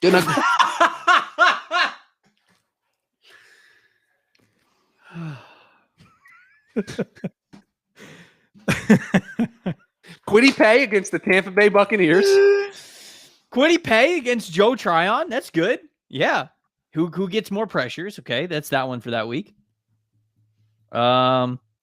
Oh, okay. Brady Christensen versus Jalen Phillips. J.C. Horn, Jalen Waddle. Oh, wow. Jalen Waddle, J.C. Horn there. There we go. That's a good one. That was the low-hanging fruit, and I didn't take it. That's my bad. You also have... this could... Wait a minute. We could have a big-time quarterback matchup. Zach Wilson, Davis Mills. Yeah. What about Tyson Campbell getting some reps against Kyle Pitts in that Atlanta-Jacksonville game? Yeah, if they want to lose, sure. Somebody in the chat said Tutu Atwell versus Eric Stokes. Greg Newsome, Rashad Bateman. Is this true? This is true. Greg Newsome, Rashad Bateman could be a good one. Yeah, good. There we go. Okay. I think we did good there. Yeah, no, it was great. Move on to the next one. Move on to week 13. See what trouble we can get into here. Please, for the love of God, move on to the next week. We were on week 11 for like 6 rounds there, weren't we? We were on there for a while. Kwity Paye against Davis Mills. Can't wait to see it. There we go. Kwity Paye. Unreal. Did Vegas draft a corner? Did Vegas draft a corner? No, they drafted a lot of safeties. That's right. Yeah. Okay. Okay. Oh, I'm gonna add somebody in here who can help us save this. Trayvon Merrick looking into the backfield. Welcome Jamie Eisner to the shenanigans that we are getting into here. Welcome. What are the shenanigans? Because I've been busy posting all of our schedules, predictions, our record predictions exclusively at thedraftnetwork.com. So when you say I wasn't involved in this. So you were not. Did you want to be? Did you want more writing work, Joe? Because I will be happy to load up. I just don't want to have any credit or blame for people being mad about our predictions. Okay. Well, that's fair. Although everyone's going to be mad. Even though my own predictions are coming up here shortly, right? And then it's probably half hour or so. Yes, Trevor. Zaven Collins versus Justin Fields. Okay, that's a good one. So, Jamie, we're doing our rated rookie segment where we're going week by week and talking about rookie matchups. So, feel free to jump in here as we go through the last couple of weeks. It's a lot harder than we thought it was going to be. Joe got us off to a bad start by putting players on teams in which they don't play for. So, it's now not a great start. No, guess everything here. Corey just said Tim Tebow versus Jalen Ramsey in week 13. Oh boy, Yikes. It's a good one. That is a good one. What are we on, week 14 here? Does Tim Tebow technically count as a rookie because his first year paying the position? No. But does that works. Okay, whoa, hold up. Wait. But does he technically count as a rookie because it's his first year at a new position? No. Guys change positions all the time. Hold on. No. Wait. You guys aren't hearing me. Does he technically count as a rookie? Yes. Because he played a professional sport that was not football and then came back. Yes, he does. It counts. Technically, Thank you. See, look, we just got had to get there. Kyle Trask versus Boogie Basham. Oh, don't do that. Why would you do that to Joe? Trevor? Joe, post your address in the chat right now so I can leave and we can fist fight in 30 minutes. Man. Unfortunately, Indy's on a bye this week, so it's going to be Quiddy Pay against the practice squad guys. This week. No. Oh, shoot. This was our ace in the hole. So I don't know what to do here. Where's Tutu Atwell? Please. Where is he? No, they're also on. Are they on bye this week? I don't see them here. Okay, I got one here. How about Levi? Tutu Atwell versus Rondell Moore. There you go. Or Zaven Collins, whichever one. I thought you were going to do like Levi on Wuzurike and Aleem McNeil versus Quinn Miners. Okay. Nice. Or nice. Ambry Thomas versus Jamar Chase. That's why you're here, Jamie. Yeah. Oh, here. Like all right. Wait, all right. Here we go. Bring Ready? Paulson Adebo versus Elijah Moore. Oh, probably won't match up at all, but I like the idea. I like the thought. It's the thought that counts. Thank you. It's the thought that counts. Okay, let's do a couple more of these so we can then talk about fantasy with Jamie, and then give our predictions to close out the show here. All right. Trying to. All right, where's Quiddy? Quiddy Pay against Mac Jones. Love to see it. There you go. Yeah, nice. Love to see it. Okay, it's good. Okay. Jamin Davis versus Did the Seahawks draft a corner? They did that. Dwayne Eskridge. Yes, they did. Dwayne Eskridge. They drafted a corner. Yep. Boy, that's a deep cut there. I like that one. Wow. Like that one. I was going to put him against Tutu Atwell if they did draft a corner, but that's not an option. No, they drafted a corner, didn't they? They did also draft a corner. Yeah. Was it Norwood or Brown? Which trade? Trey Norwood. Which trade corner did they draft? Okay. It was Trey Brown, I think. Oh, no. Now I'm choking. I know. I got those confused. Corner against Tutu Atwell. It was Trey Brown. I nailed it. Trey Brown. Right. Yeah. The chat is yelling at us. Chase versus Surtain. Yeah, that's a good one. Probably should have mentioned that first, but we're having a little bit more fun here. Eric Stokes Rashad Bateman. Yeah, there we go. That's a good one. That's a good one. No, it's not. JOK versus Leatherwood. Okay. Okay. All right, I think it's all we got. Wait, who's Justin? Did the Eagles take a corner? Justin Fields, Miami Brown, Monday night against Minnesota. Zach McPherson. Yeah, so McPherson versus Brown, divisional matchup. This is just showing how I'm trying to get actual matchups, Christopher. And you're just you should have joined us for the first 3 weeks because that's not what we've been doing since. So I don't know. Week 16 here. My call time was supposed to be 9 p.m. Eastern. Okay, whatever. Quiddy Pay against Rondell Moore sometimes dropping it back into coverage. Yep. Okay. He had the great 3-cone time. We posted him dropping back in a video on Twitter. Okay. Is there any I mean, Bateman Chase is for fantasy purposes something we would like to keep an eye on. We're not there yet. Obviously, Trevor Lawrence, Zach Wilson. Zach Wilson is probably the one that we should have gone to first. Yep. I mean, you got Asante Samuel and Davis Mills. Devonta Smith sometimes in the slot versus Aaron Robinson. That's good. All right, cool. We're rolling here. Is that it for this week? God, I hope so. Okay, we got 2 more weeks. What you got? What you got? 2? Oh, there's 18 weeks. Oh, that's right. We do. Quiddy Pay versus what should have been Tevin Jenkins. So.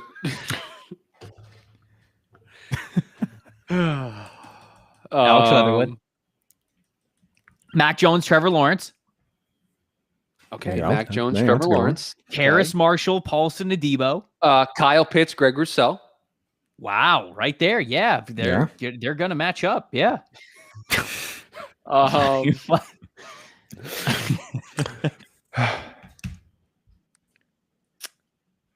Caleb Farley, Jalen Waddle. Nice. Oh, great call, Joe. Great. Yeah. That's one we should have found right away. That's very good stuff. That's very good. JOK Najee Harris. Yeah, sure. Interesting. Yeah, that could be a good rookie matchup. There you go. Oh, Tommy Togiai. Yeah, nice. Yeah. Versus who did they draft? Green? Didn't they draft? Yeah, they Kendrick Green. Kendrick Green. Yeah. Wow. What a clutch call. Good job, Trev. Pete Warner versus Kyle Pitts. Oh, Justin Fields, Kellen Mond to close the season out. Yeah, kidding me? Week 18. Lord have mercy. There's a very real chance it happens too. Like a very, very, very real chance. Caleb Farley, DeAndre Hopkins. Caleb Farley, DeAndre Hopkins. Rashawn Slater versus Grant Stewart. Wait. We need to back up. Trevor, what did you just say?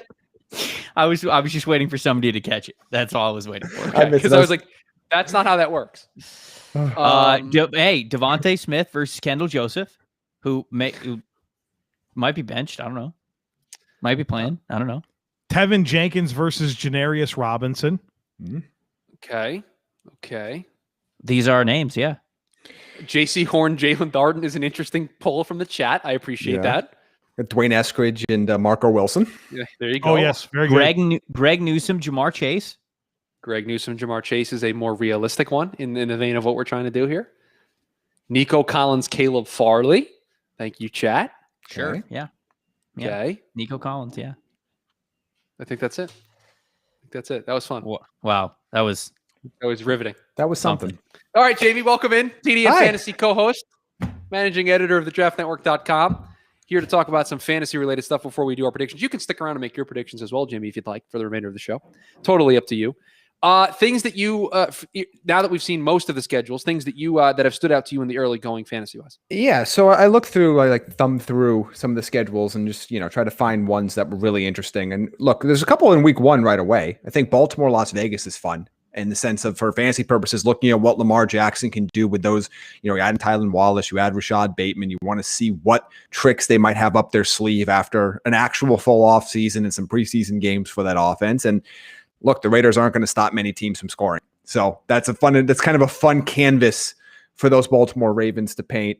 I also think I'm going to week 4 now in Thursday Night Football, in a game that if you don't have any fantasy players, you're going to probably go out to dinner or do something else. But Jacksonville at Cincinnati is going to be a fun fantasy matchup. You've got a lot of offensive power and two defenses that are there. So that's a good one as well.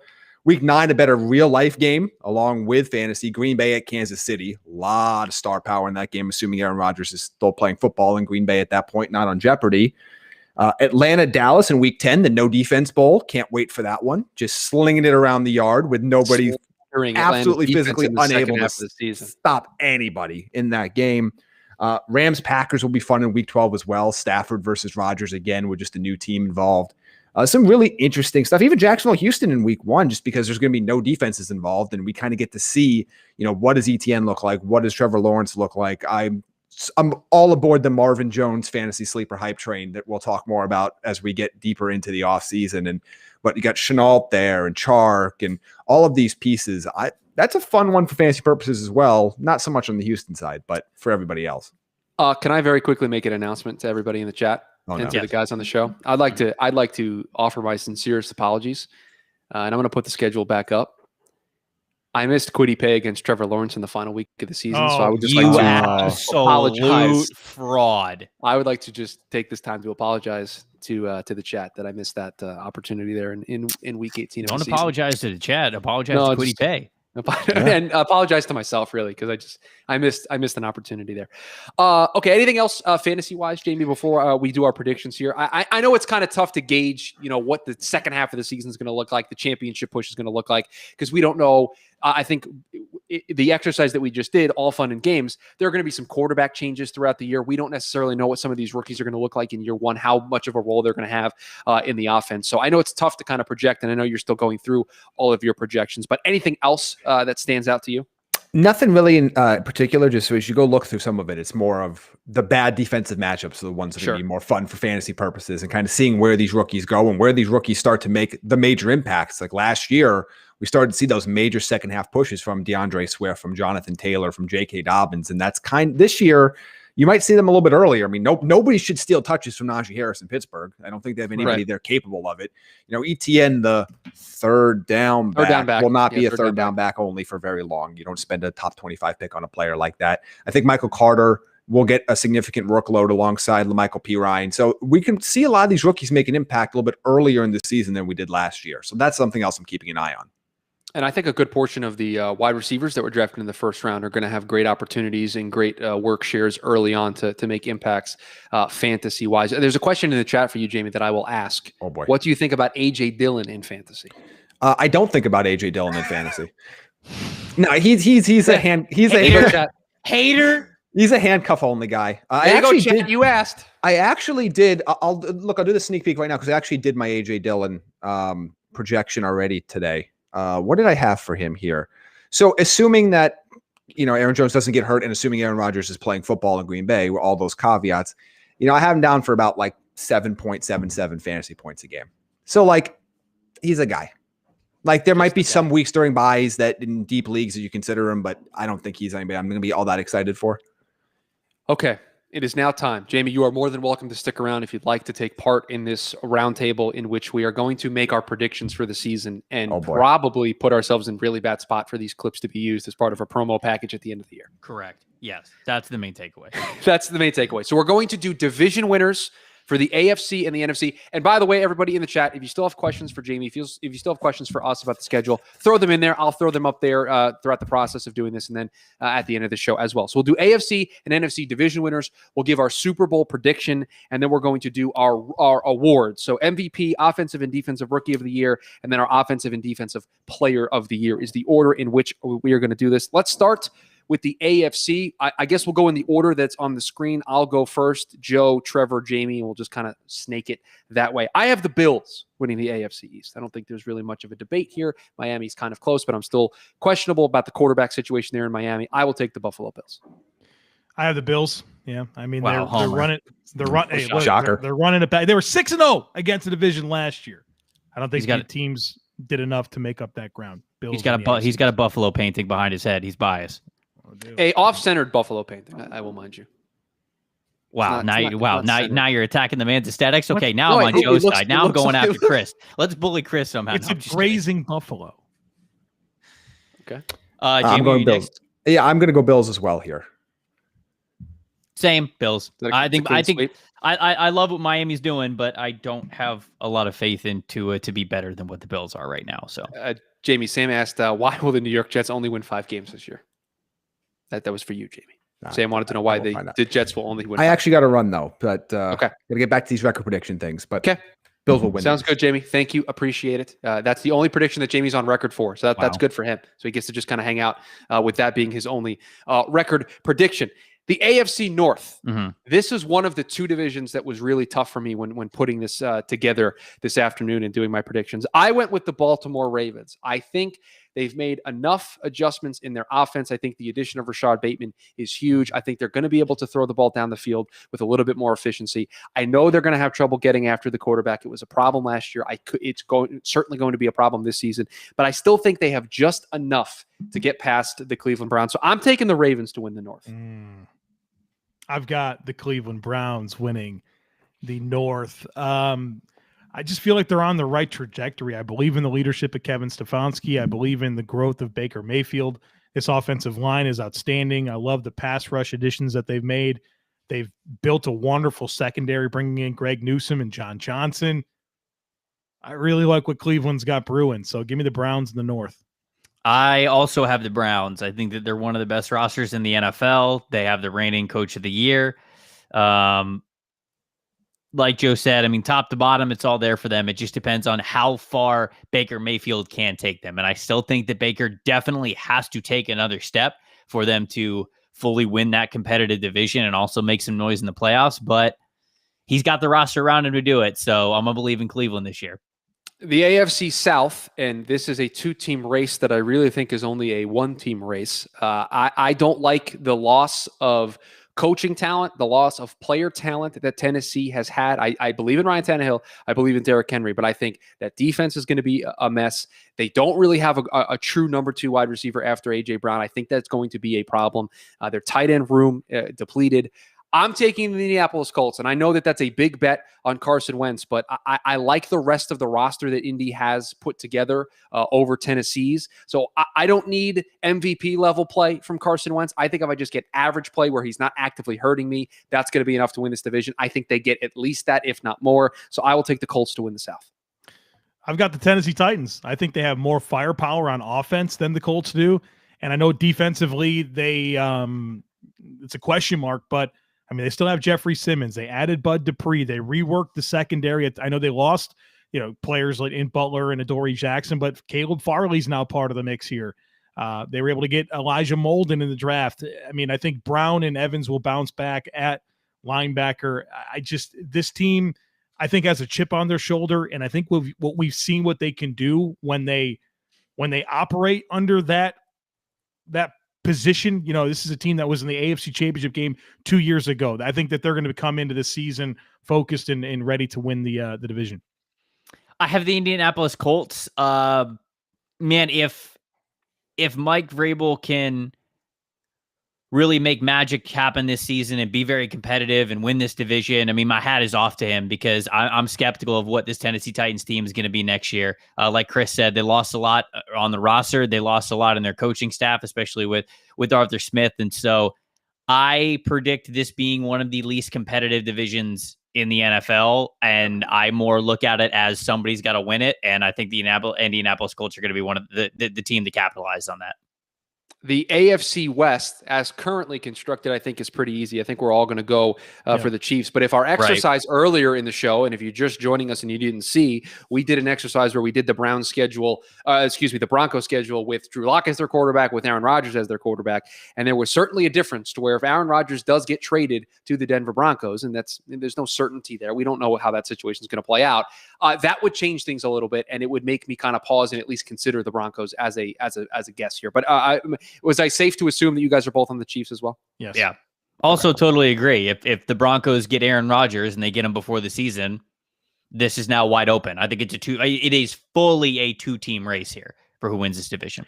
Yeah, the Atheist for the Cause asked about Herbert threatening the Chiefs. I think he can have the Chargers competitive in those games. I still think they're probably a year away from their window opening where they can legitimately compete for that division. I think Herbert will be very competitive against the Chiefs in both of the games that they play the Chiefs. And I think that some people would look at that and say, like, see, they're right there with this team. But when it comes to week to week and an overall record, I still think the Chiefs are going to be far and away the team that wins more games every Sunday or whenever they line up to play, than the Chargers would right now.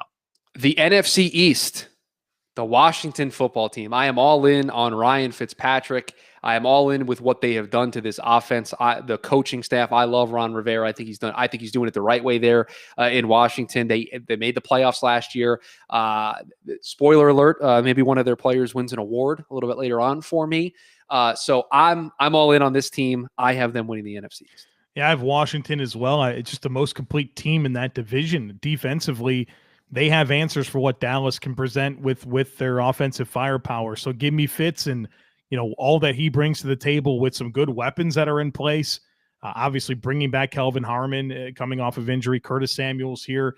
They've got De'Ami Brown. Logan Thomas is looking like something at tight end. Antonio Gibson is here. They got an upgrade at left tackle in Charles Leno. All that. William Jackson's now on this defense. It's a Washington football team repeating as champs. I have Washington as well, and I think it's more interesting who finishes second and how well they finish in this division.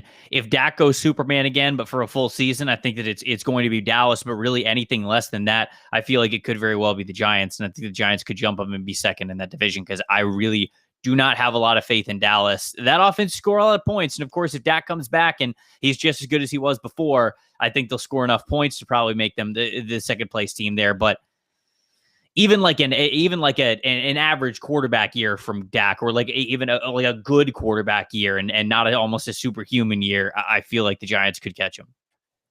The NFC North, and again, we are assuming that Aaron Rodgers is a starting quarterback for the Green Bay Packers in this current situation that we find ourselves in. I have the Packers. I assume you guys both have the Packers as well.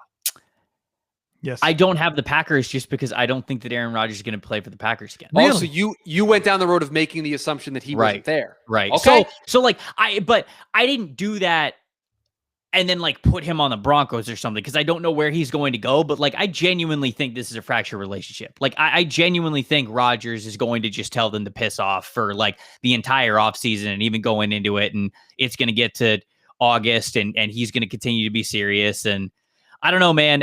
Like I said before, if this was the first time we were hearing about Aaron Rodgers being disgruntled, that'd be one thing, but it's not. Right. This is a theme that has existed for 2 years, and I really do wonder if Rodgers is just fed up. And right now, if you told me I had to put $100 on the line, I would tell you he's not going to play for the Packers again.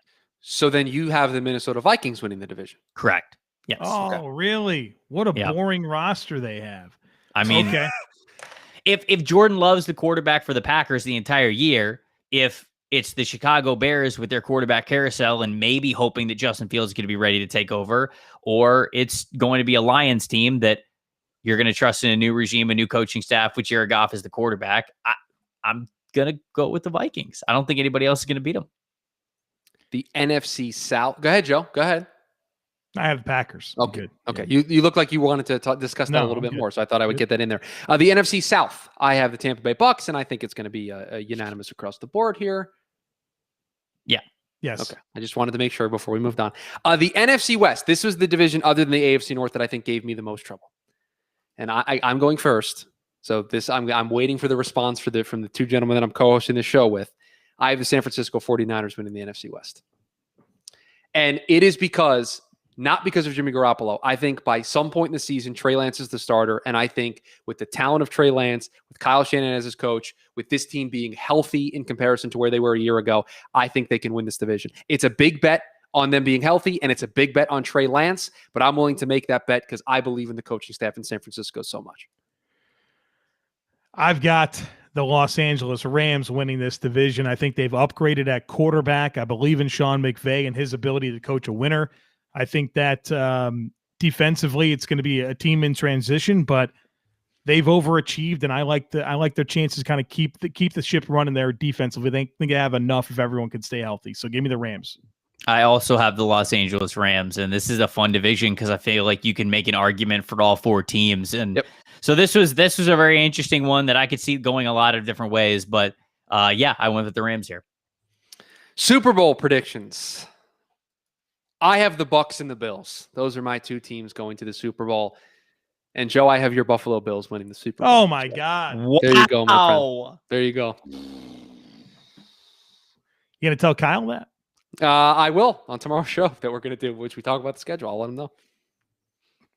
And Sam, to answer your question about do I think Shanahan is that much better than Sean McVay? Yes, I do. Joe, your Super Bowl. It's the most boring prediction you can have, but I have Chiefs and Bucks. So I'm not ready. I'm just not going to be the guy that predicts the Bills to dethrone the Chiefs. I'm just not going to do it. Okay. Let me do it then. Let me do it. You can. I'll do it on your behalf. Yeah. I have Chiefs Bucks. I have the same thing. It's boring. I get it. But like Joe said, the NFC is like a 3-team race at max if Rodgers is still on the Packers. With Rodgers not on the Packers, it's basically like whoever's getting hot out of the NFC West versus the West, Tampa, and then Green Bay is the tier, right? Right. And then there's a break from there. Yeah, no, completely. And so if you take Rodgers off the Packers, it's whoever's getting hot in the West versus Tampa Bay. And like Tampa's going to get the worst wild card team, and then they're going to host the next game against probably, I don't know, Washington or maybe Minnesota. And then it's like, okay, so then they really would only have to win one tough game in the NFC Championship game. They're probably going to host it. So I just feel like Tampa's path is just too easy at this point. And then Kansas City, we mentioned the AFC could get a lot of fun, especially if Rodgers goes over to the Denver Broncos. But until then, it's kind of like Joe said, unless Buffalo plays the Chiefs a lot better than they have in the past, I don't think that the Cleveland Browns are going to outscore them. I don't think the Baltimore Ravens are going to outscore them if those are the two teams that they face. I don't think the Colts are going to outscore them because I think that those games are going to be in Kansas City.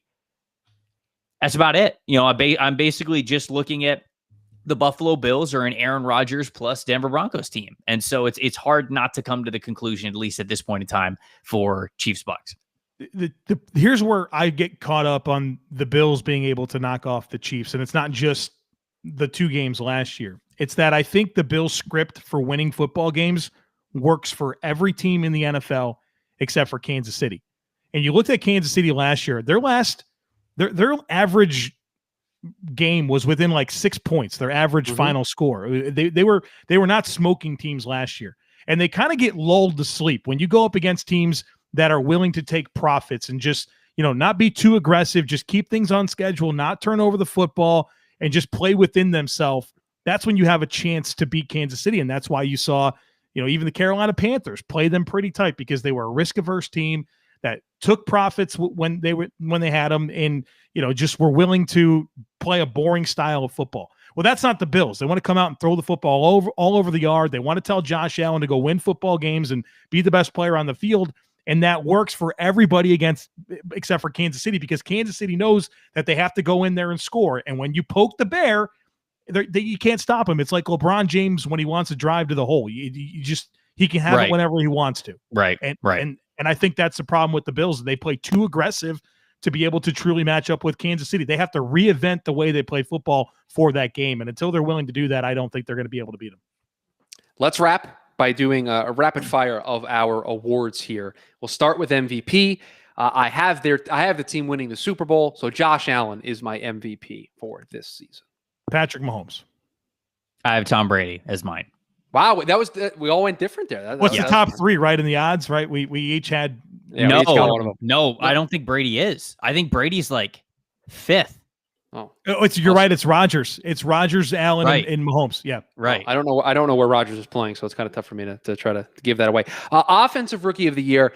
I mean, I think it's really easy to pick one of the quarterbacks, so I didn't just because I wanted to be different. I took Jamar Chase. Oh, nice. Oh, what? Oh, wait. Okay, never mind. Sorry, you said Offensive Rookie of the Year. I thought you said Offensive Player. I thought you said Offensive Player of the Year. I also don't have a quarterback. Holy jeez, Jamar Chase is going to break records. I did the same thing, Chris. Jamar Chase, he's going to catch a ton of footballs. Joe Burrow's going to be looking for him. I mean, he could.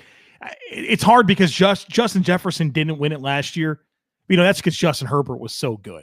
I almost feel like there's going to be a redemptive side to the voting. That was part of me too, is that there's this course correction of, we probably should have given it to Jefferson last year. Let's course correct and give it to a receiver this year. And I think it's Jamar Chase because I think that situation is set up perfectly for him. You know what? Good on you guys for doing that. I'm going Trevor Lawrence. Okay, so everything I said about not taking a quarterback, Trevor's like, I'll take a quarterback. Thank you very absolutely much. Not. Defensive Rookie of the Year. This one, I don't can't steal mine. Don't do it, Chris. Don't steal mine either. Can I go first? I took Jalen Phillips. Okay, we're good. Okay. Yeah, I took Jalen Phillips. Wait, Joe, don't steal mine. I'm probably going to. You guys go there. I got Quiddy Pay. Oh, okay. That's not mine. Okay. Let me tell you my thought process here. Look at that division. He's going to get so many sacks against Houston and even Jacksonville probably. And look, I mean, who's playing right tackle for the Tennessee Titans? Dylan Raduns? Kendall Lamb? I think he's going to feast on his own division. He's going to have like 12 or 13 sacks. Listen, it was a whole Quiddy Pay segment that we did earlier in the show. So that's why I was nervous that when we got to this point, I was going to have my answer sniped. Trevor? This is kind of a long shot one, but I wanted to be a little bit different, and there's a little bit of logic to it. I think that you guys are right to pick the pass rushers because if you just get like 8 sacks, you basically have the award. Like they're going to give it to you. But I have Jamin Davis because he also has the opportunity to get a lot of Jamin Davis. He's not a Gator. Went to Kentucky. He has the opportunity to get a lot of stats, and we know the stats are a big time part of the award. When you look at that front that he's going to be behind, Davis, with his speed, is going to have the opportunity to be real clean. There's not going to be a lot of blocks that are going to get to him. I think that's the guys in front of him are going to be able to keep blockers away from him. He's going to be able to fly to the ball, and that's going to be his early responsibility, I think, through the first 8 weeks of the season. Ron Rivera's just going to tell him, hey, where you see the ball, go get it, go after it, get the tackle. And he's going to rack up a lot of tackles that way. And then in the second half of the season, if they start giving him a little bit more responsibilities, hey, a couple of balls go his way, he gets 2 or 3 interceptions, gets a couple of sacks as well as they start to blitz him up the A and B gaps. Okay, now we're talking. If he ends with like 2 interceptions, 4 sacks, and a crap ton of tackles, all right, he might have his name in there. I thought about Jamin Davis. He was the guy that I was going to go with. I pivoted to Kwity Paye, and the reason I came off of Jamin Davis was I think everybody wanted to buy into Patrick Queen last year as this defensive rookie of the year favorite, and it's like the same thing. Super athletic, limited sample size of starting ability. You can say, wow, he's on this Ravens front seven, he's going to feast. And so I just didn't want to fall into that thinking this year. Fair. Offensive player of the year. Didn't go quarterback here because I gave the MVP to a quarterback. Dalvin Cook, my offensive player of the year. Oh, okay. Okay, I went with a quarterback, but not my MVP pick. I'm going with Matthew Stafford with the Rams. I mean, this guy was throwing for like 5,000 yards a season with Detroit. Right. He's got McVay. He's got like tons of weapons. He's in a division that doesn't have a whole lot of defense. You know what I mean? I think he's going to light it up. He's going to pass for over 5,000 yards, well over 40 passing touchdowns, and he's going to have a monster year. That's a great one. I'm going with Christian McCaffrey. If we get a full season again of Christian McCaffrey, they are going to lean on him just like they did 2 years ago when he broke the NFL record for highest percentage of yards accounted for in a single offense. He had 43% of the team's total yards back in 2019. And so I think they're going to try to lean on Sam Darnold early, but if it backfires at all whatsoever, they're just going to make this dude a workhorse in every way they possibly can. The last one, defensive player of the year. I teased it earlier when talking about the divisions and the teams. Chase Young wins the defensive rookie of the year last year. I am winning the defensive player of the year. Listen, I wanted to be bold. I didn't want to go chalk. I wanted to be outside the box. I went Chase What's Young. Chalk, Aaron Donald? Is that right? Yeah, right. Yeah. So I went with a different guy gets it. If Aaron Donald wins it, is that the record? Because he's got 4. Yeah, I think so. I don't think anyone else. JJ's got 3. How many? The award hasn't been around for that long, so I'm trying to think of players who. Ray Lewis has 2. Lawrence Taylor has 2. LT was who I was gonna. The only name I was gonna consider that was gonna. Lawrence Taylor won it back to back, but I think that was it. Oh no, he won it 3 times. No, he won it 3 times. He won it back to back, and then he won it in '86. So yeah, I'm going Chase Young. So if Donald wins it, he gets the record. My pick is Darius Leonard from the Indianapolis Colts. I'm applying a lot of my thoughts that I had with Kwity Paye being able to win the offensive or the defensive rookie of the year. I mean, feasting up against those offenses in that division, I think he's going to rack up the splash plays. And, he's been so productive every year, and he gets those splash plays. If he's healthy and produces like I think he can, I think he's got a real shot at this thing. I believe that if Cleveland gets to the point where they win the division and they're talked about as one of the top 2 seeds and they're talked about as Super Bowl contenders, it will be because Myles Garrett had a fully healthy season and just had an unreal amount of sacks. Yeah. And so I think that a fully healthy Myles Garrett, especially with the rest of the guys that are on that defensive line and how much speed they have on defense now, we could be talking about like 16, 18 sacks for him realistically. I mean, 20, I think is that's a crazy high number, but like that's what we're talking about here. And so if Myles Garrett gets to that point and the Browns are that good, they're going to have a hard time not giving Myles Garrett the award. So I'll go with Myles Garrett. That's it. Those are all of the predictions, our Super Bowl picks. We've gone through the schedule. We had a good time, and that is going to do it for us here on the stream. I do want to let everybody know, because Jamie kind of mentioned it when he was on here, the schedule predictions are, I believe, in the process of going up over at thedraftnetwork.com, so you can go and check those out as well. Let's go around the room, tell everybody where the listeners can follow you on social media to get all of your hot takes. Joe, we'll start with you. Twitter, at the Joe Marino. Unless you have a complaint, then I am at Shoe Radio. Okay, Trevor. was good. At Tampa Bay Trey on Twitter. And then, of course, everything over at thedraftnetwork.com. We're going to be pumping out a lot of win-loss predictions after the schedule release, none of which you can hold against me when the season kicks off. There you go. So that's the disclaimer that Trevor has put out. And Joe so eloquently shared my social media with everybody. It's at Shoe Radio. And again, everything over at thedraftnetwork.com. Thank you all for hanging out for us. Hope you guys had a blast. We had a blast doing it. That's going to do it for us. Got another live stream. Today is Wednesday, right, gentlemen? So another live stream. Joe, you and I are back tomorrow night here. Draft Dudes. Would you rather? And so all the social media content, again, follow the Draft Network and thedraftnetwork.com. Hope everyone has a great rest of your week.